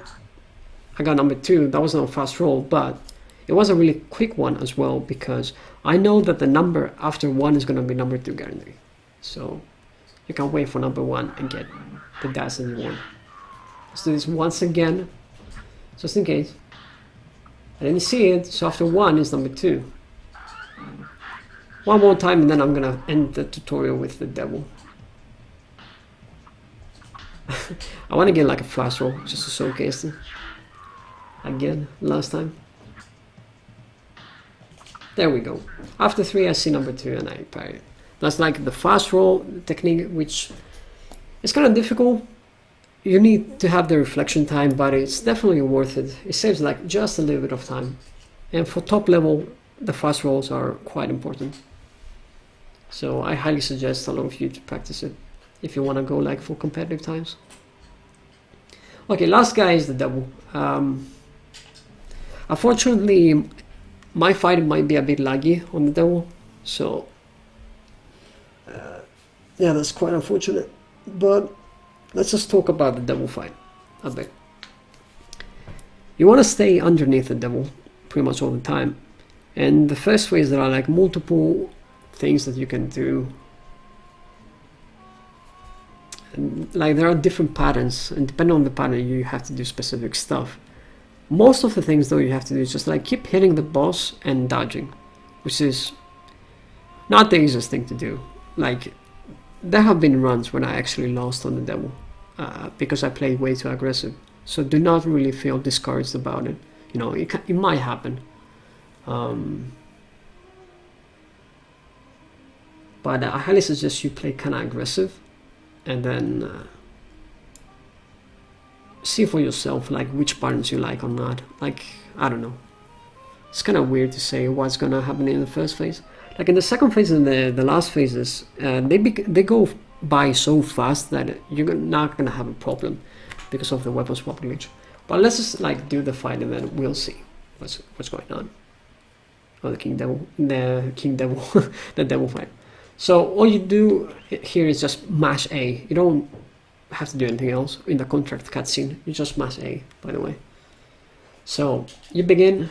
I aim upright because I want to position myself and keep hitting the boss. I keep switching because I want to like warm up before the fight.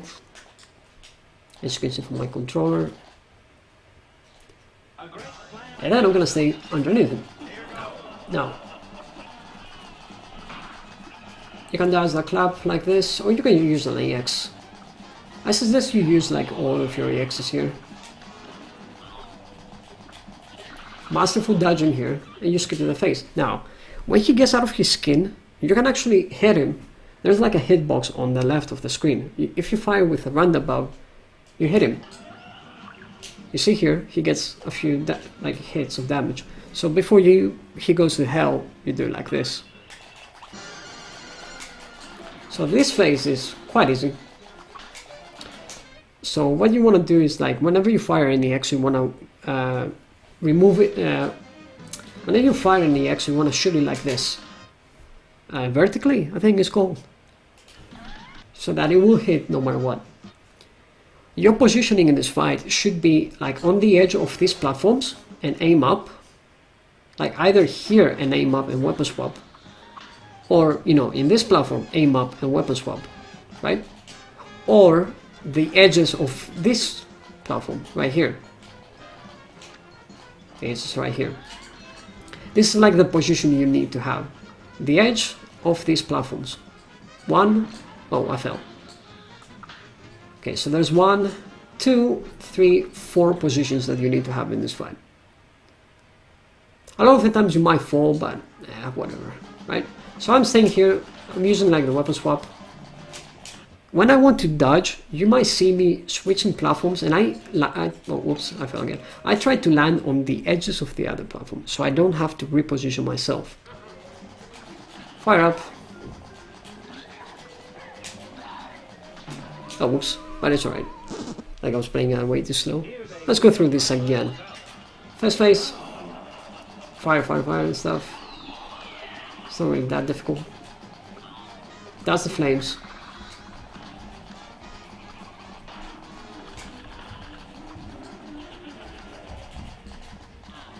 And here, skip, you fire the hitbox right here, and you jump into the...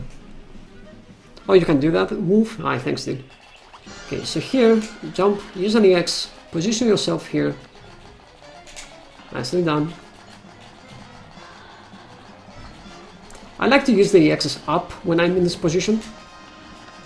I think the better one is to use it like this though, to be honest. And when you're in this position, like you kill him like really fast. He dies like really quickly. Okay, let me do this. Thank you, Wolf, for this. Okay, let's load the fight again since I'm using the debugger.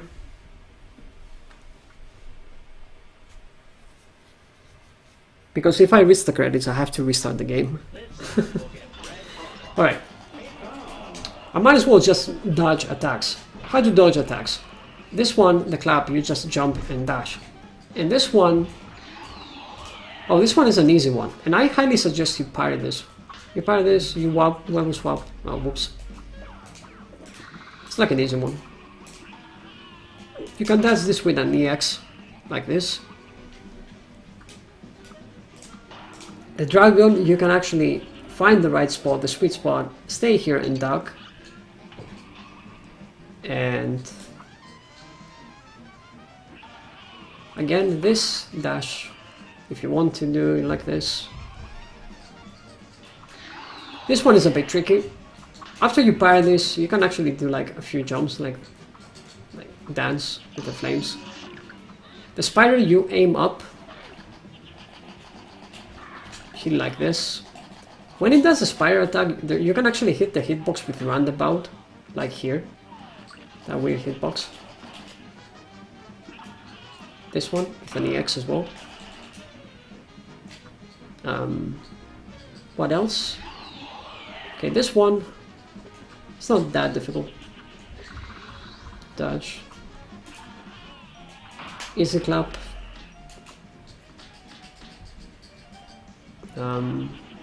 Again, the dragon, you find the sweet spot, like this. I think we had everything, right? Easy clap. Post buffer, kappa. Yeah, I think we had all the attacks. Yeah. Pretty much stay here. You hit the devil, like that. Yeah. That's pretty much it. Let's have like a fight and end the tutorial with us saving Inkwell Isle. Let's go through this fight again.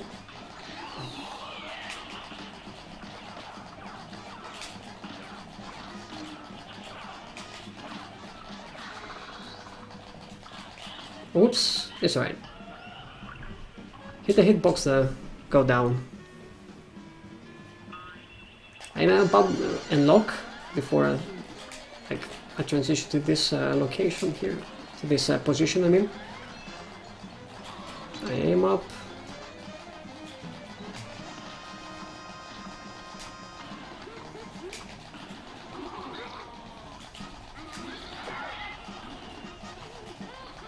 That was a slow fight. I got the knockout at least. I saved Igmal Isle, and I think I am approaching the end of the tutorial soon. 46 is pretty good fight for a devil, even though it was a bit sloppy in the end.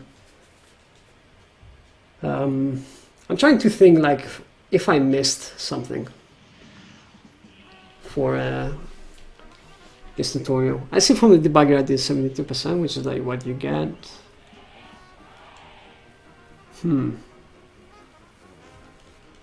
Like there might have been some fights that I didn't really cover in detail. I could have like explained slightly better. Like in the end of the day though, I have to say that it is like a tutorial of how to do like specific fights, like specific things to look at those fights and, you know, work in the future. But the most important thing is for you to actually practice.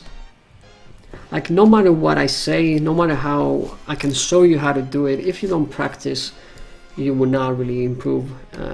That does really only apply in this one. This applies in pretty much everything. I can show you the way to do this, but you have to execute it a lot of times in order to approach a specific level. Do not get discouraged if you're not getting good times. If you die, if you, like, I don't know, if you don't, you know, get the world record times in specific fights and such. All of us top runners are really crazy. We have spent hundreds of hours into this game, and we have a lot of experience, you know.